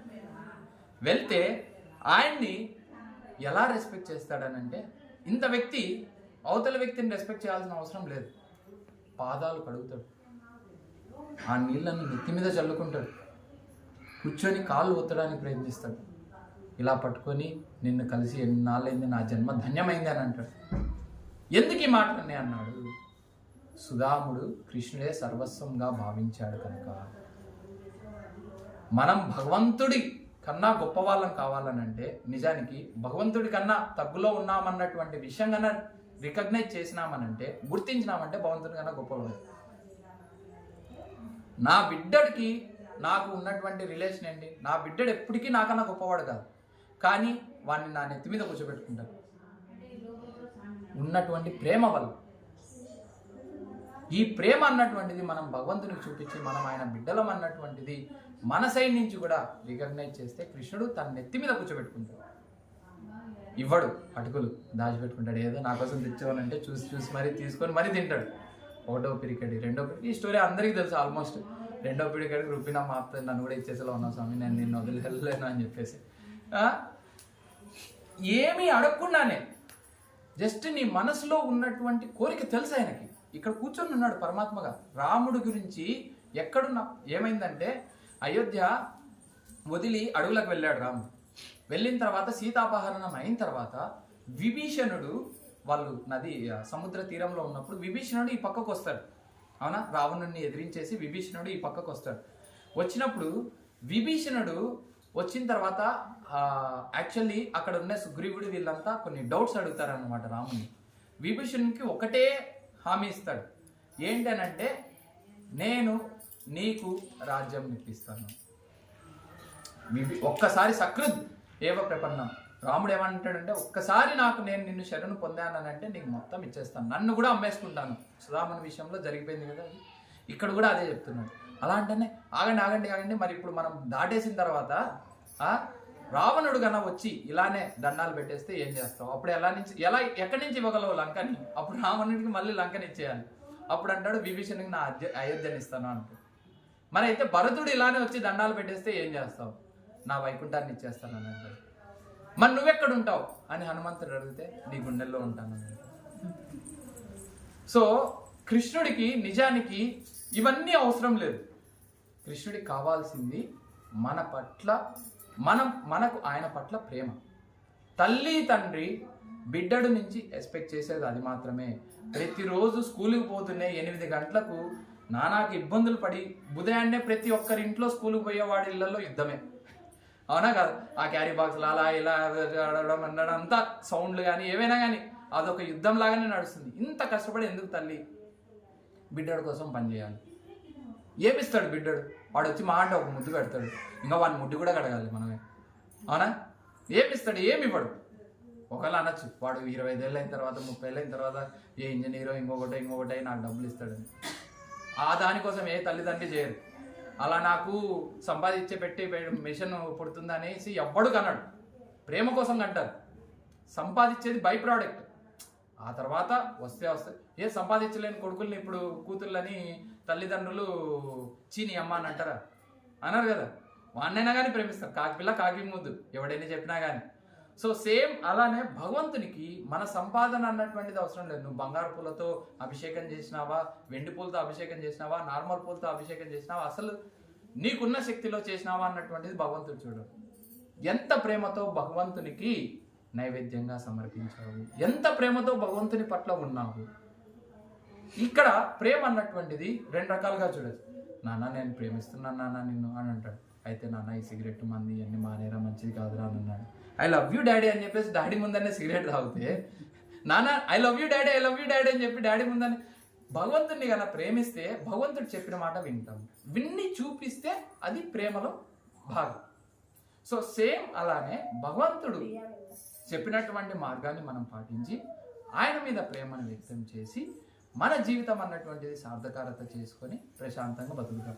చిన్న పిల్లవాడు అడుగులు కూడా వేయలేని పిల్లవాడిని రోడ్డు మీదకి వదిలేస్తే తిండి తిప్పలు కూడా కష్టమైపోతుంది పిల్లవాడు. అదే తండ్రి హయాంలో తల్లి హయాంలో జబర్దస్త్గా చూసుకున్నారంటే గోల్డెన్ సీట్ మీద కూర్చోబెడతారు, బంగారు సింహాసనం మీద కూర్చోబెట్టి మరీ చూసుకుంటారు. ఇంటికి వస్తూనే వంట వండి అన్ని చేసేసి తిండి పెట్టి ఎవరికున్న స్తోమతలో వాళ్ళైనా కానీ. అలాంటిది కృష్ణునికి ఉన్నటువంటి స్తోమత అన్నటువంటిది డెఫినెట్లీ అందరికంటే హైయెస్ట్.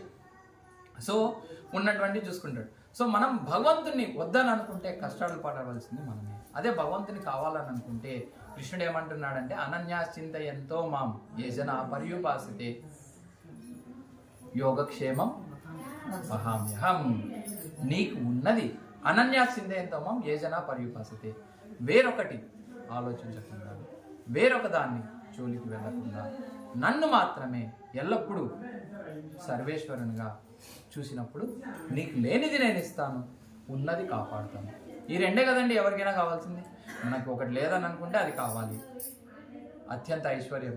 లక్ష్మీదేవి వచ్చి ఇంట్లో కూర్చుంటుంది, ఎక్కడికి పోదు. వాళ్ళ ఆయన అక్కడ ఉంటే వాళ్ళ ఆవిడ అక్కడ ఉండాల్సిందే, వేరే ఛాయిస్ లేదు. అదే ఇక్కొచ్చి కూర్చున్నా కానీ అమ్మగారింట్లో గొడవలు పడే వాళ్ళ గురించి చెప్పట్లేదు. అమ్మగారింటికి ఒకవేళ ఆడబిడ్డ వచ్చినా కానీ ఎన్ని రోజులు ఉంటుందండి? శాశ్వతంగా ఉంటుందా? అలా ఉన్న ఇల్లు శుభకరమా నిజం చెప్పాలనండి? కాదు కదా. అదే భర్తతో వచ్చి కన్నా ఉంటే ఖచ్చితంగా ఉంటుంది. భర్త ఎక్కడుంటే అక్కడ ఎక్కడైనా ఉంటుంది. సో లక్ష్మీదేవి యొక్క భర్త ఎవరు ఒప్పుకున్నా నారాయణుడు లక్ష్మీదేవి యొక్క భర్త, విష్ణువుడు లేదా కృష్ణుడు, వీళ్ళందరూ లక్ష్మీదేవి యొక్క భర్త, సీత యొక్క భర్త రామ, రుక్మిణి యొక్క భర్త కృష్ణ. సో లక్ష్మీదేవి వచ్చి ఐశ్వర్యం అంటే సంపద ఒక్కటే కాదు, సుఖ సంతోషాలు, ఆయురారోగ్యాలు అన్నటువంటివి, ధనంతో కూడినటువంటివి అన్నటువంటివి ఐశ్వర్యం. సో లక్ష్మీదేవి నిజానికి ఐశ్వర్యానికి ఓనర్. కృష్ణుడు ఎక్కడైతే వచ్చి కూర్చుంటాడో అక్కడ లక్ష్మీదేవి అన్నటువంటిది ఆటోమేటిక్గా వచ్చి కూర్చోవడం వల్ల మనకు అన్ని సుఖ సంతోషాలు ఉంటాయి. ఐశ్వర్యం అన్నటువంటిది ఇంట్లో ఉంటుంది. అదే కదా శాంతి ఇప్పుడు కోరుకుంటున్నటువంటిది. సుఖము, హ్యాపీనెస్ అన్నటువంటిది కోరుకుంటున్నామంటే సుఖము శాంతిని కోరుకుంటున్నాం. అక్కడ ఐశ్వర్యం ఉండాలి. ఐశ్వర్యం ఉండాలంటే కృష్ణుడు ఉండాలి. ఏ యాంగిల్లో చూసినా కానీ మనం సంతోషంగా ఉండాలనంటే కృష్ణుడు ఉండాలి. భగవద్గీతలో ఇదే పాయింటే ఎండ్ చేయబడింది. చాలా మందికి భగవద్గీత ఇంట్లో ఉంటే శుభం కాదు, గొడవలు జరుగుతాయి, అది జరుగుతాయి, ఇది జరుగుతాయి. వామో, చచ్చిపోయినప్పుడు తల దగ్గర భగవద్గీత పెట్టేది కానీ బతుకున్నప్పుడు కళ్ళు తెరిచి చదివేది కాదు భగవద్గీత అన్నటువంటి కన్సెప్షన్ ఎంతో మందికి ఉంది. మనం నమ్మినా నమ్మకపోయినా మేము అమ్మేటప్పుడు కూడా బయట ఎక్కడన్నా భగవద్గీత డిస్ట్రిబ్యూట్ చేసేటప్పుడు అయ్యో మాము అదేదో పాముని చూసినట్టు ఫీల్ అయిపోతారు అన్నమాట భగవద్గీత అనగానే. మేము అక్కడ ఫారిన్ కంట్రీస్లో, సింగపూర్లో అక్కడంతా కూడా ఉన్న వాళ్ళు ఎవరైనా కానీ ఇండియన్స్ కానీ వేరే తెలిసిన వాళ్ళు అంతా ఇంత తెలుసు అని. కానీ భగవద్గీతలోనే లాస్ట్ శ్లోకంలో చెప్పబడి ఉంది, ఎత్ర యోగేశ్వర కృష్ణ ఎత్ర ధనుర్ధర భారత ఎత్ర పార్థో ధనుర్ధర తత్ర శ్రీ విజయ భూతి ధ్రువాని మధ్య. అవునా కదా? ఏంటి మీనింగ్ మీరే చెప్పండి. కృష్ణుడు ఎక్కడ ఉంటాడో అలానే ధనుర్ధారుడైనటువంటి అర్జునుడు ఎక్కడ ఉంటాడో అక్కడ ఐశ్వర్యము, సుఖము, శాంతి, విజయము విజయము లభిస్తుంది. ఎందుకనంటే ఇదే కారణం. అర్జునుడేమో వాళ్ళ ఫ్రెండ్ లేదా బిడ్డడితో సమానం. వాళ్ళ ఆయన వాళ్ళ బిడ్డ అక్కడే ఉంటే లక్ష్మీదేవి ఎక్కడికి పోతుంది? లక్ష్మీదేవి ఎక్కడ ఉంటే అక్కడ విజయం, లక్ష్మీదేవి ఎక్కడ ఉంటే అక్కడ సంతోషం, లక్ష్మీదేవి ఎక్కడ. అది ఎందుకనంటే కృష్ణుడు ఉంటే అది అర్థం కావట్లేదు జనాలకి. ఓన్లీ లక్ష్మీదేవి లక్ష్మీదేవి లక్ష్మీదేవి లక్ష్మీదేవి అని అంటారు తప్ప కృష్ణుడు రుక్మిణి, విష్ణువు లక్ష్మి, ఈ భావనతో బతికినటువంటి వాడు శాంతిగా ఆనందంగా బతుకుతాడు. సో అన్ని యాంగిల్స్లో చూసినా కానీ మనం ఇప్పుడు మాట్లాడుకున్నట్టు ఎక్కడైతే కృష్ణుడు ఉంటాడో అక్కడ సుఖ సంతోషాలతో జనాలు అన్నటువంటి వారు వర్ధిల్లుతారు. అర్జునుడికి చూసేదానికి కష్టాల్లా కనిపించినా కానీ రాజ్యం వచ్చిందా రాలేదు? మరి ఇంట్లో ఉంటే యుద్ధం జరుగుతుంది అని అంటున్నారు కానీ లాస్ట్కి రాజ్యం అయితే వచ్చింది కదా, అది ఎందుకు మాట్లాడు? సో ఎన్నో ఎన్నో ఎన్నో ఎన్నో కాదు, ఓన్లీ పాజిటివ్సే ఉన్నాయి కృష్ణుడు అంటే మన ఇంట్లో. ఆ కృష్ణుడిని మన ఇంట్లో సెంటర్ పాయింట్గా చేసుకున్నామనంటే, ఇంటి పెద్దకు గౌరవం ఇచ్చామనంటే, ఇంటి పెద్ద అంటే సరైన పెద్దకు గౌరవం ఇచ్చి ఆయన మాటగానే విన్నామంటే ఇల్లు ఖచ్చితంగా సుఖ సంతోషాల్లో ఉంటుంది. అవునా కదా? అందరికీ పెద్ద ఎవరు? కృష్ణుడు. ఆయన ఇచ్చినటువంటి మాట ఎక్కడుంది? గీత అని అంటే మాట, భగవద్గీత, భగవంతుడు చెప్పినటువంటి మాట. ఆ భగవంతుడు ఎవరు? ఇక్కడ ప్రతి చోట ఉంది కృష్ణుడు అని చెప్పేసే తప్ప ఇంకెక్కడ మనకు శ్రీ భగవాన్ ఉవాచ అని ఉంది కానీ శ్రీ కృష్ణ ఉవాచ అని లేదు. అంటే కృష్ణుడు ఈక్వల్ టు భగవంతుడు. కానీ ఇది కృష్ణుడు చెప్పినటువంటి మాట ఎవరైనా కానీ ఒప్పుకోవాల్సిందే. సో ఈ విషయాలన్నిటినీ కూడా చూస్తే కృష్ణుడు మన ఇంట్లో ఉండటము, మన ఒంట్లో ఉండటము. ఎప్పుడైతే మనము హరే కృష్ణ మహామంత్ర జపిస్తామో, ఉదాహరణకు హరే కృష్ణ కృష్ణ కృష్ణ హరే హరే, హరే రామ రామ రామ హరే హరే అని ఎప్పుడైతే జపిస్తామో కృష్ణుడు మన నాలుక మీద వచ్చి డాన్స్ చేస్తాడు. అభిన్నత్వం నామనామినో నామ చింతామణి కృష్ణ చైతన్య రస విగ్రహ పూర్ణశుక్తో నిత్యముక్తో అభిన్నత్వం నామనామినో. నువ్వు ఇప్పుడు నాకు దాహం వేస్తుంది అన్నంత మాత్రం దాహం తీరదు. ఎందుకంటే నీరు నీరు నీరు నీరు అన్నంత మాత్రం దాహం తీరదు. నేను నీరు తాగడం వేరు. ఇప్పుడు ఫర్ సపోజ్ తిన పేరు వినోద్, వినోద్ వినోద్ వినోద్ వినోద్ అన్నంత మాత్రం నా దగ్గర వినోద్ ఉండడు. కానీ కృష్ణుని యొక్క స్పెషాలిటీ ఏంటంటే కృష్ణ కృష్ణ కృష్ణ కృష్ణ అన్నంత మాత్రం కృష్ణుడు మనతో ఉంటాడు. బేసికల్లీ ఇక్కడ పాయింట్ ఏంటంటే ఆయనకు ఉన్నటువంటి శక్తి అన్నటువంటిది అది. అండ్ ఆయన సర్వవ్యాప్తి చెందినటువంటి భగవంతుడు. జగత్ అవ్యక్తమూర్తయాం 9వ అధ్యాయంలో 4వ శ్లోకంలో ఉంది కదా. సో నేను ప్రతి చోట ఉన్నాను. ఆ ఉన్నటువంటి వ్యక్తిని ఎలా రికగ్నైజ్ చేయాలి, ఎలా బయటికి తీసుకురావాలి? మీరు ఇంట్లో ఉన్నారమ్మా, కాలింగ్ బెల్ కొడతారు, లేదా అక్క అని, లేదా మీ పేరు ఎవరిదైనా తన పేరు సుంతక్క అని పిలిస్తే బయటకు వస్తుంది. అంతేగాని ఈ గుండెల్లో ఉన్నటువంటి కృష్ణుని ఎలా బయటికి తీసుకొచ్చి రావాలి, మనం ఎలా కనుక్కోవాలి? ఆయన నామం జపించడం చేత కనుక్కోగలము, ఆయన నామం జపించడం చేత బయటికి తీసుకురాగలము. అందుకే మన జీవితంలో హరే కృష్ణ పోన్లే ఇవన్నీ నేను ఈరోజు పాటించలేనండి, ఏంది మీ పంచాయతీ అని అన్నారు, ఇవన్నీ కూడా అవసరం లేదు. First start with chanting. At least bring Krishna to your home. At least కృష్ణుడిని మీ ఇంటికి తీసుకురండి, మీ ఒంటికి తీసుకురండి. మీరు ఆనందంగా బతకడానికి మొదటి మెట్టు వేయండి. నేహాభిక్రమ నాశోస్తి ప్రతిజనే ప్రియోసిమే స్వల్పం అపస్య ధర్మస్య త్రాయతో మహతో భయాత్. 2వ అధ్యాయంలో చెప్తున్నాడు కృష్ణుడు. ఈ ధర్మ మార్గంలో కొంత పురోగతి పొందినా కానీ నిన్ను ఎంతో గొప్ప డేంజర్ నుంచి నేను కాపాడుతాను. ఏంటి అత్యంత పెద్ద డేంజర్? జన్మ మృత్యు జరావ్యాధి దుఃఖ దోషాను దర్శనం. పుట్టినప్పుడు ఇంట్లో అందరూ నవ్వినా కానీ తల్లి ఏడుస్తుంది. కన్నప్పుడు ఏ తల్లి ఏడవదు? పోన్లే బిడ్డడు ఏడవడా? ఎంత పెయిన్! ఒక్కసారి ఆ లేబర్ పెయిన్స్ పడిన ఆడవాళ్ళకి ఎవరికైనా కానీ అడగండి, ఎంత పెయిన్ భరించింటారు ఆడవారు. మళ్ళీ నాకు ప్రతి సంవత్సరం బిడ్డడు కావాలని ఏ ఆడవారు అన్నారు. ఎందుకనంటే అది దుఃఖానికి సంబంధించినటువంటిది. ఆ నిమిషం అన్నటువంటిది, ఆ పెయిన్ అన్నటువంటిది, ఆ 9 నెలలైనా కానీ ఎన్ని జాగ్రత్తలు, ఎన్ని కథలు, ఎన్ని చేసినా కానీ భగవంతుడు ఇస్తేనే. ఆ 9 నెలల స్టేజ్కి రావడానికి భగవంతుడు ఇవ్వాలి, ఆ బీజం పడడానికి భగవంతుడు ఇవ్వాలి. ఇన్ని చేసినా కానీ మళ్ళీ ఈడు పొరపాటున ప్రయోజకుడు అయితే ఓకే, ఆడుగానే ప్రయోజకుడు కాకుండా ఎదవైనాడంటే అదొక బాధ.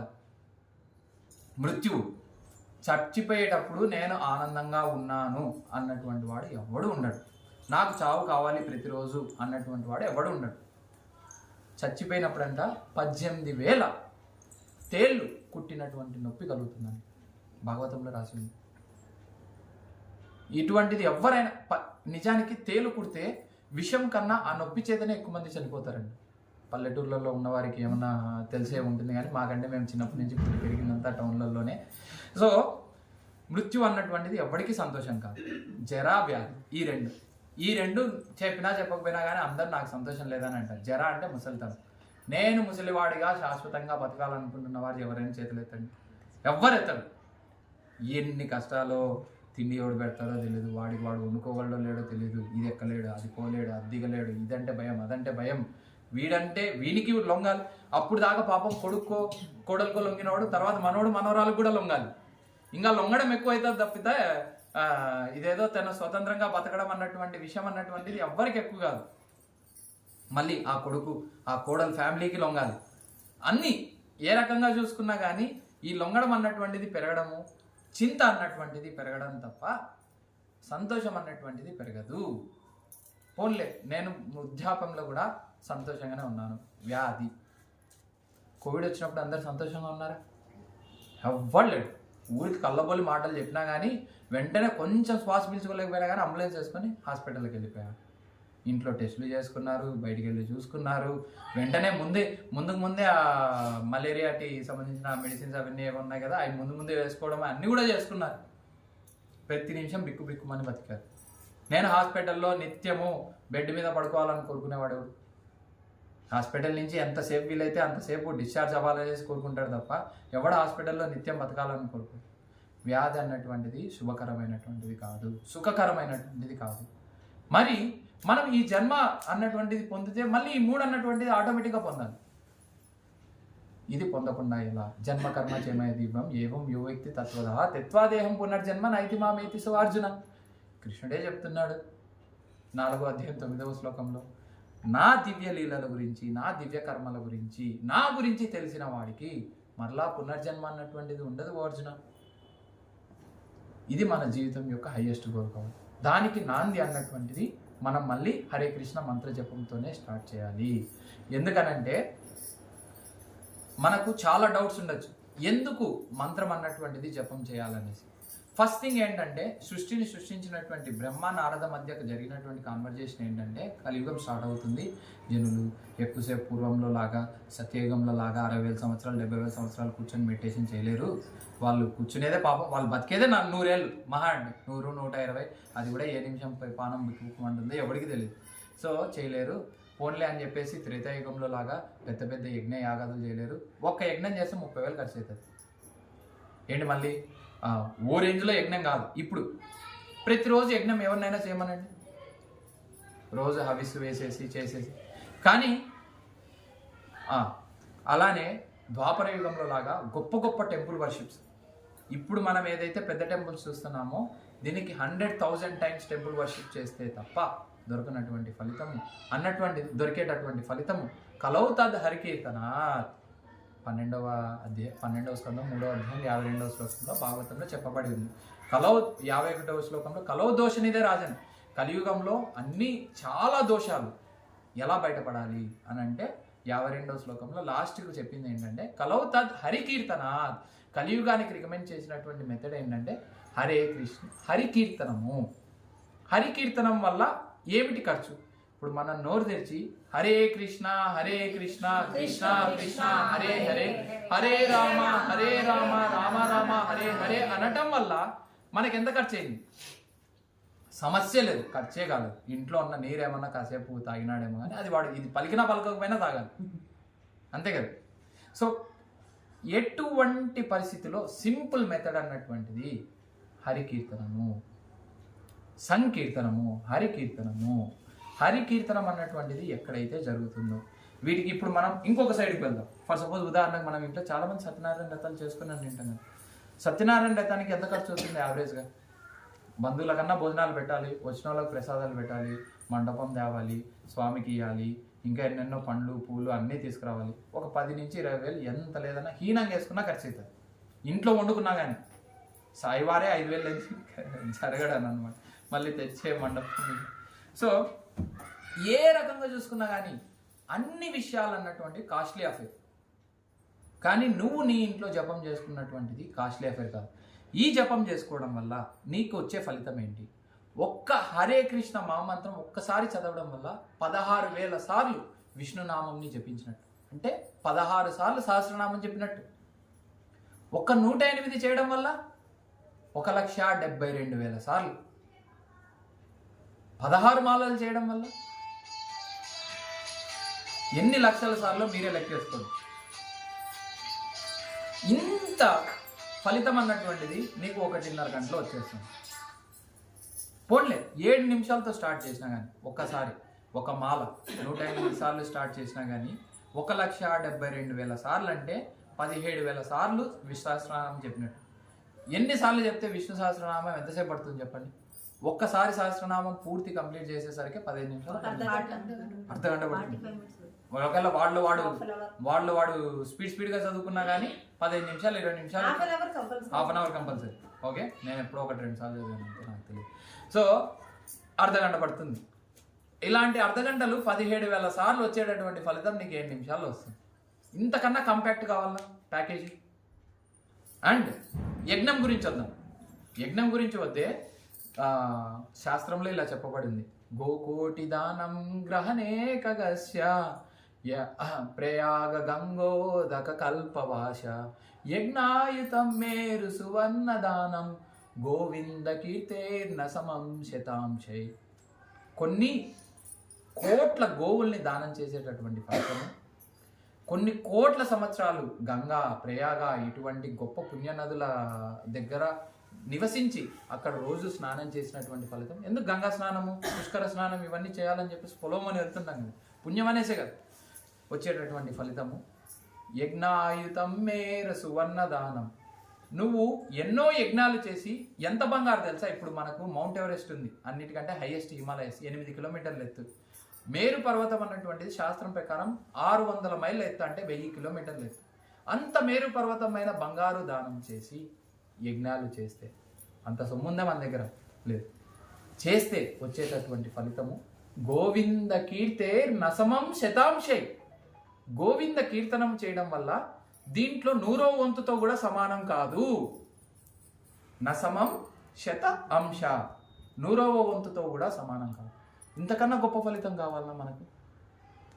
ఏ రకంగా చూసుకున్న ఫలశ్రుతి అన్నటువంటిది మనకు చాలా అట్రాక్టివ్ విషయం అన్నమాట. విష్ణు సహస్రనామంలో కూడా లాస్ట్లో ఫలశ్రుతి అన్నటువంటి చదువుతామా ఇది అంతా చదివిపోయినా లాస్ట్లో ఫలశ్రుతికి వచ్చేసరికి వేకప్ అయ్యేసి ప్రతి ఒక్కడు ఫలశ్రుతి చదవాలనేసి ప్రయత్నిస్తాడు. ఈ లెక్క ప్రకారం మనకు ఫలశ్రుతిలో చెప్పబడుతున్నట్టు ఏంటంటే, ఇన్ని చేసినా కానీ ఒక అంశంతో కూడా సమానం కాదు అని చెప్పినప్పుడు వై నాట్? ఏమి నష్టం లేదు, ఏమీ నష్టం లేదు, ఫుల్ లాభమే. లెస్ లగేజ్ మోర్ కంఫర్ట్, అవునా కదా? సో ఒక జపమాల ఎంత లగేజ్ ఉంటుంది? పోన్లే ఆ జపమాల కాకపోయినా కానీ మా అమ్మకు వేళ్ళతో చేసుకుంటుంది. 1 2 3 4 5 6 7 8 9 10 11 12. సో అలా వేళ్ళతో చేసుకుంటుంది. 12 9 108. సో అలా వేళ్ళతో చేసుకుంటుంది అని అనమాట. అలా వేళ్ళతో చేసుకున్న వాళ్ళు 16 మాలలు చేసే వాళ్ళు ఎంతోమంది ఉన్నారు. సో ఏ రకంగా చూసుకున్నా కానీ మనకు ఎటువంటి నష్టం అన్నటువంటిది హరినామ సంకీర్తన వల్ల లేదు. అండ్ ఇంత గొప్పగా ఉన్నటువంటి విషయము మన ఇంట్లో జరిగిందనంటే అంతకన్నా పుణ్యం ఇంకొకటి ఉంది. ఎందుకు పూజలు చేస్తాం ఎవరమైనా కానీ? ఇంటికి శుభకరం జరగాలనేసే కదా.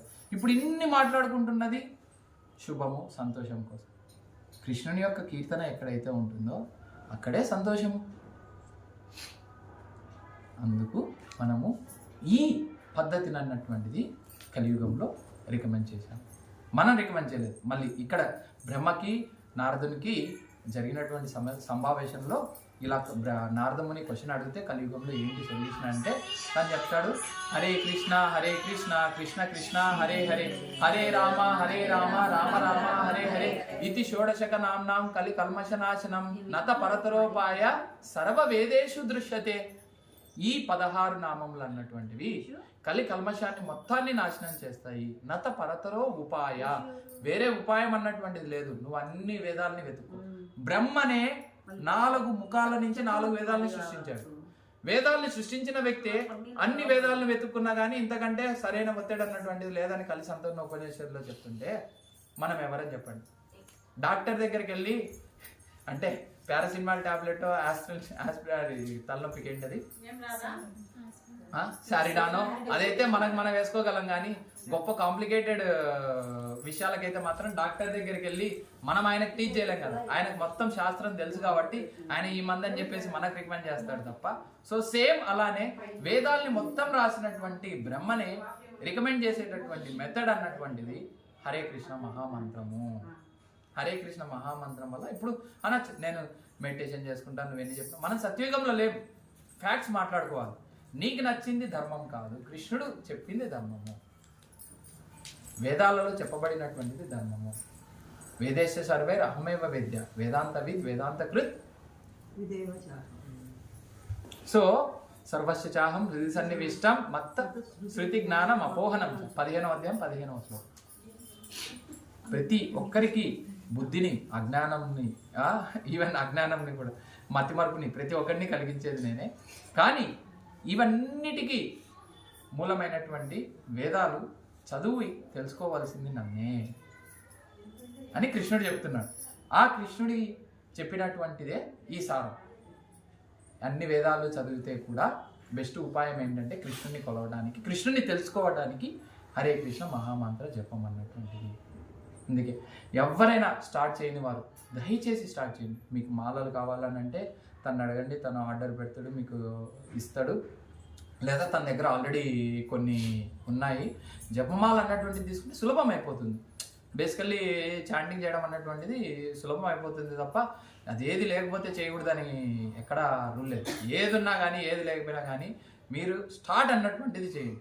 మీ జీవితాలను అన్నటువంటిది సక్సెస్ఫుల్, హ్యాపీ, ఇంకొకటి ఏంటి పీస్ఫుల్ చేసుకోండి. ఏంటి సక్సెస్ అంటే తెలుగులో విజయం, ఆనందదాయకం, అలానే శాంతిదాయకం చేసుకోండి. అదే చెప్పండి. హరే కృష్ణ. శ్రీమద్ భగవద్గీతకి శ్రీల ప్రభుపాదికి గౌర్ ప్రేమానంద.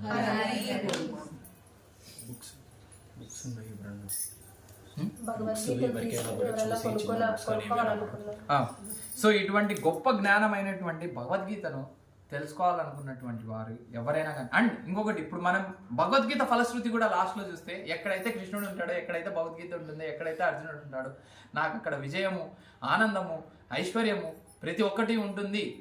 ధ్రువ మతిర్మమ అని చెప్పేసి చెప్తున్నారు కదా. సో దయచేసి ప్రతి ఒక్కడి ఇంట్లో భగవద్గీత పెట్టుకోండి. అంతకు మించినటువంటి ఫలితం అన్నటువంటిది లేదు. కృష్ణ భగవానుని యొక్క దివ్య లీలల గురించి 10వ స్కందం నుండి మొదటి నుంచి లాస్ట్ వరకు ప్రతి ఒక్క లీల గురించి బుక్ ఉంది. శ్రీకృష్ణ భగవానుడు పూర్ణ పురుషోత్తమైనటువంటి మహాదేవుడైనటువంటి దేవాదేవుడైనటువంటి శ్రీకృష్ణ భగవాను యొక్క దివ్య లీలలు ఇవి చదివినంత మాత్రం చేతనే ఆనందం అన్నటువంటిది కలుగుతుంది. పిబంతే భాగవత ఆత్మనాశతం పునంతి విషయ విదూషితాశయం వ్రజంతి చరణ సరోరుహంతికం. సో ఈ భాగవతం అన్నటువంటిది వినటం చేత, పిబంతే అంటే తాగడం, ఏ దాని ద్వారా? చెవుల ద్వారా తాగడం చేత, వినటం చేత మనకు ఉన్నటువంటి కల్మషాలు అన్నటువంటివి అన్నీ తొలగిపోయి వృజంతి చరణ సరోరుహంతికం అంటే ఏంటంటే ఇప్పుడు సరస్సులో ఏముంటాయమ్మా? పద్మములు ఉంటాయి. పద్మములు వంటి పాదాలు కలిగినటువంటి శ్రీకృష్ణుడిని చేరుకోగలము. పాజిటివ్ ఎఫెక్ట్ ఏంటంటే మనలో ఉన్న కల్మషం ఉన్నటువంటిది పోతుంది. కృష్ణుని గురించి ఇప్పుడు మనందరిలో ఎంతమంది మన బంధువుల్లో కానీ అమెరికా వీసా గురించి ట్రై చేసి ఉంటారు? చేసే ఉండింటారు. అది ఎవరో ఒకరు వాళ్ళకి తెలిసిన వాళ్ళు వాళ్ళకి ఎందుకు అమెరికాకు పోవాలని అంత పిచ్చి? విన్నారు అమెరికాలో ఎలా ఉంటుంది, అలా ఉంటుంది, స్వర్గం లాగా ఉంటుంది, ఎక్కువ డబ్బులు సంపాదించవచ్చు, జీవితం సుఖంగా బతకచ్చు. ఇవన్నీ వినటం చేత అమెరికా మీద ఆసక్తి కలిగింది. సింగపూర్ కానీ ఇంకొకటి కానీ ఏదైనా కానీ ఈ వినటం చేత ఆ ప్లేస్కి వెళ్ళాలన్న ఆసక్తి కలిగింది. కృష్ణుని గురించి వింటే కృష్ణుడు ఎంత ఆనందంగా ఉన్నాడో, కృష్ణునితో ఉన్న వాళ్ళు ఎంత ఆనందంగా ఉన్నారు అన్నటువంటి విషయం తెలుసుకుంటే కృష్ణుని దగ్గరికి కూడా చేరుకోవాలి, లేదా కృష్ణుడు నా జీవితంలో ఉండాలన్నటువంటి ఆసక్తి అన్నటువంటిది కలుగుతుంది. అవునా కదా? సో సేమ్ అలానే ప్రతి ఒక్కటి లింక్డ్. మనం జ్ఞానం అన్నటువంటిది తెలుసుకుంటేనే ఆ జ్ఞానానికి సంబంధించినటువంటి విషయం పాటించాలన్నటువంటిది కానీ, లేదా ఇంకా తెలుసుకోవాలన్నటువంటి కుతూహలం కానీ, ఇంకా ఆనందంగా బతకాలన్నటువంటి విషయం కానీ అనిపిస్తుంది. మా అమ్మ అయితే 1వ పూర్తి చేసింది, 2వసారి మళ్ళీ స్టార్ట్ చేసింది. తనకు కళ్ళు కొంచెం చాలా కాన్సన్ట్రేట్ చేసి చదవాలి, అయినా కానీ అద్దాలు పెట్టుకొని అయినా కానీ. ఎందుకని ఏమని అంటుందంటే అది చదివిన వెంటనే తనకున్నటువంటి ఆనందం వేరు. ముసలి వారికి నిజం చెప్పాలనంటే ఎవరైనా మాట్లాడాలనంటే ఒక అర్ధగంట కూడా మాట్లాడరు ఇళ్ళల్లో.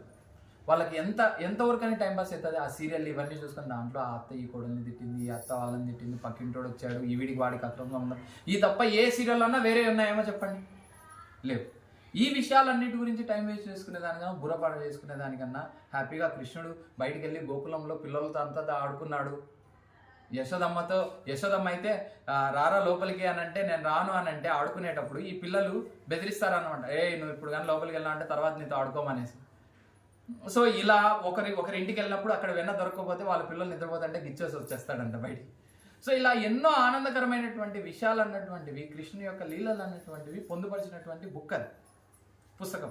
సో ఇలాంటి గొప్ప గొప్ప బుక్స్ అన్నటువంటివి చాలా ఉన్నాయి. చైతన్య మహాప్రభు ఈ మనకి వేదాలలో దాక్కున్నటువంటి మెథడ్ అన్నటువంటిది హరే నామైవ నామైవ కేవలం కలో నాస్తైవ గతిరంజత అన్నటువంటి విషయాన్ని చైతన్య మహాప్రభు చెప్పారు. చైతన్య మహాప్రభుకి ముందు ఇంతగా హరినామ సంకీర్తనం అన్నటువంటిది ప్రతి ఒక్కరికి తెలియదు. ఆయన ఈ ఉపనిషత్తుల్లో ఈ వాటిల్లో ఉన్నటువంటి మెథడ్ అన్నటువంటిది తీసుకొచ్చి బయటికి ఇదయ్యా దీనివల్ల నువ్వు ఆనందంగా బతకగలవు కలియుగంలో అన్నటువంటి విషయాన్ని చెప్పారు. సో అలా చైతన్య మహాప్రభు గురించి సంబంధించినటువంటి పుస్తకాలు, ఇంకా ఎందరో గొప్ప వ్యక్తులు. కుంతిదేవికి ఉన్నటువంటి కష్టాలు ఎన్నో కష్టాలు పడింది, కానీ ఎలా ఆనందంగా బతకగలిగింది అన్నటువంటి కుంతి. ఇంకా రకరకాలు ప్రహ్లాద్ మహారాజులు కానీ ఏవైనా కానీ ఈ పుస్తకాలన్నీ ఒక ఏమంటారు దివ్య అమ్ముల పొది అని అన్నమాట. మనకు భక్తికి పెంచుకునేదానికి లేదా భక్తి గురించి తెలుసుకునేదానికి ఒక ఆయుధం వంటిది, అస్త్రాల వంటిది. సో అటువంటి ఎన్నో అస్త్రాలు ఇక్కడ ఉన్నాయి. మీరు ఉపయోగించుకొని బాణాలు సంధించి మీ జీవితాన్ని సక్సెస్ఫుల్ చేసుకొని ఆ గుండెల్లో మన్మథ బాణం ఎలా గుచ్చుకుంటుందో కృష్ణుని బాణాన్ని గుచ్చించుకొని మన కృష్ణుని ఒక లేకపోయినా కానీ ఇట్లా ఓపెన్ చేసి ఆపరేట్ చేయించి కృష్ణుని లోపలికి పంపించేయండి బుక్ ద్వారా. సో డాక్టర్ కత్తితో కోసి లోపల పైప్ పెట్టినట్టు కృష్ణుని పెట్టేసుకోండి ఈ బుక్ ద్వారా. సో అలా అనమాట. మనకి ఏమి కాదు, భగవంతుడు ఇంకా ఇంకా ఇంకా ఎక్కువ ఇస్తాడు మనకి. బేసికలీ భగవంతుడికి స్పెండ్ చేయడం వల్ల మనం ఏమని అనుకుంటామంటే దీనికి అనవసరం దానికి అనవసరం అని అనుకుంటాం. కానీ నిజానికి కృష్ణుడు ఒక్క పిరికెడు అటుకులు తీసుకోవడం చేత ఎంత గొప్ప ఫలితాన్ని ఇచ్చాడు సుధామునికి, కుచేలునికి. అలాంటిది ఒక్క బుక్ ఇంకెంత ఫలితాన్ని ఇస్తుంది. ఇక్కడ కూడా అదే కదా, ఆయన మీద ఉన్నటువంటి ప్రేమని ఈ రూపంలో చూపిస్తున్నాం. ఒక పువ్వు, పండు, డబ్బు ఈ రూపంలో చూపిస్తున్నాం. అండ్ ఇక్కడ విన్ సిచ్యువేషన్. నువ్వు పెట్టడం వల్ల ఇది ఎక్కడికి పోలేదు, తర్వాత తరాలు బాగుపడతాయి. ప్రతి ఒక్కరి ముస్లిం ఇంట్లో ఖురాన్ ఉంది, ప్రతి ఒక్కరి క్రిస్టియన్ ఇంట్లో బైబిల్ ఉంది. మరి ప్రతి ఒక్కరి హిందూ ఇంట్లో ఎందుకు భగవద్గీత ఉండకూడదు? ఉండాలి. ఉంటే తరతరాలు బాగుపడతాయి. పక్కోడు కన్వర్ట్ చేస్తాడని భయపడాల్సిన అవసరం ఉండదు. మన జ్ఞానం ఉంటే ఎవరు చెప్పినా వినం. సెంటిమెంటల్గా కొన్ని రోజులు పోగలమేమో కానీ రావద్దురా నా ఇంటి దగ్గర కానీ తర్వాత నా పిల్లోడు పోడనే. ఇప్పుడు ఇలానే కదా ఎంతోమంది రెడ్డి అని పేరున్న వాళ్ళు కానీ ఇంకొకరు కానీ అలానే ఎలా మారిపోయారు. ఆ జ్ఞానం అన్నటువంటిది లేక, ఆ దివ్య జ్ఞానం అన్నటువంటిది ఈ కరెక్ట్ పుస్తకాల్లో నుంచి తీసుకొని ఆనందం లభించేలా చేసుకోండి. హరే కృష్ణ. ధన్యవాదాలు. ఈ అవకాశాన్ని కలిగించినటువంటి మాతాజీ పేరు నాకు తెలీదు, లక్ష్మీ మాతాజీ గారికి, అలానే మీ పేరు ఆశా మాతాజీ గారికి. అండ్ అలానే ఇప్పుడు మనం ఇదంతా చెప్పిన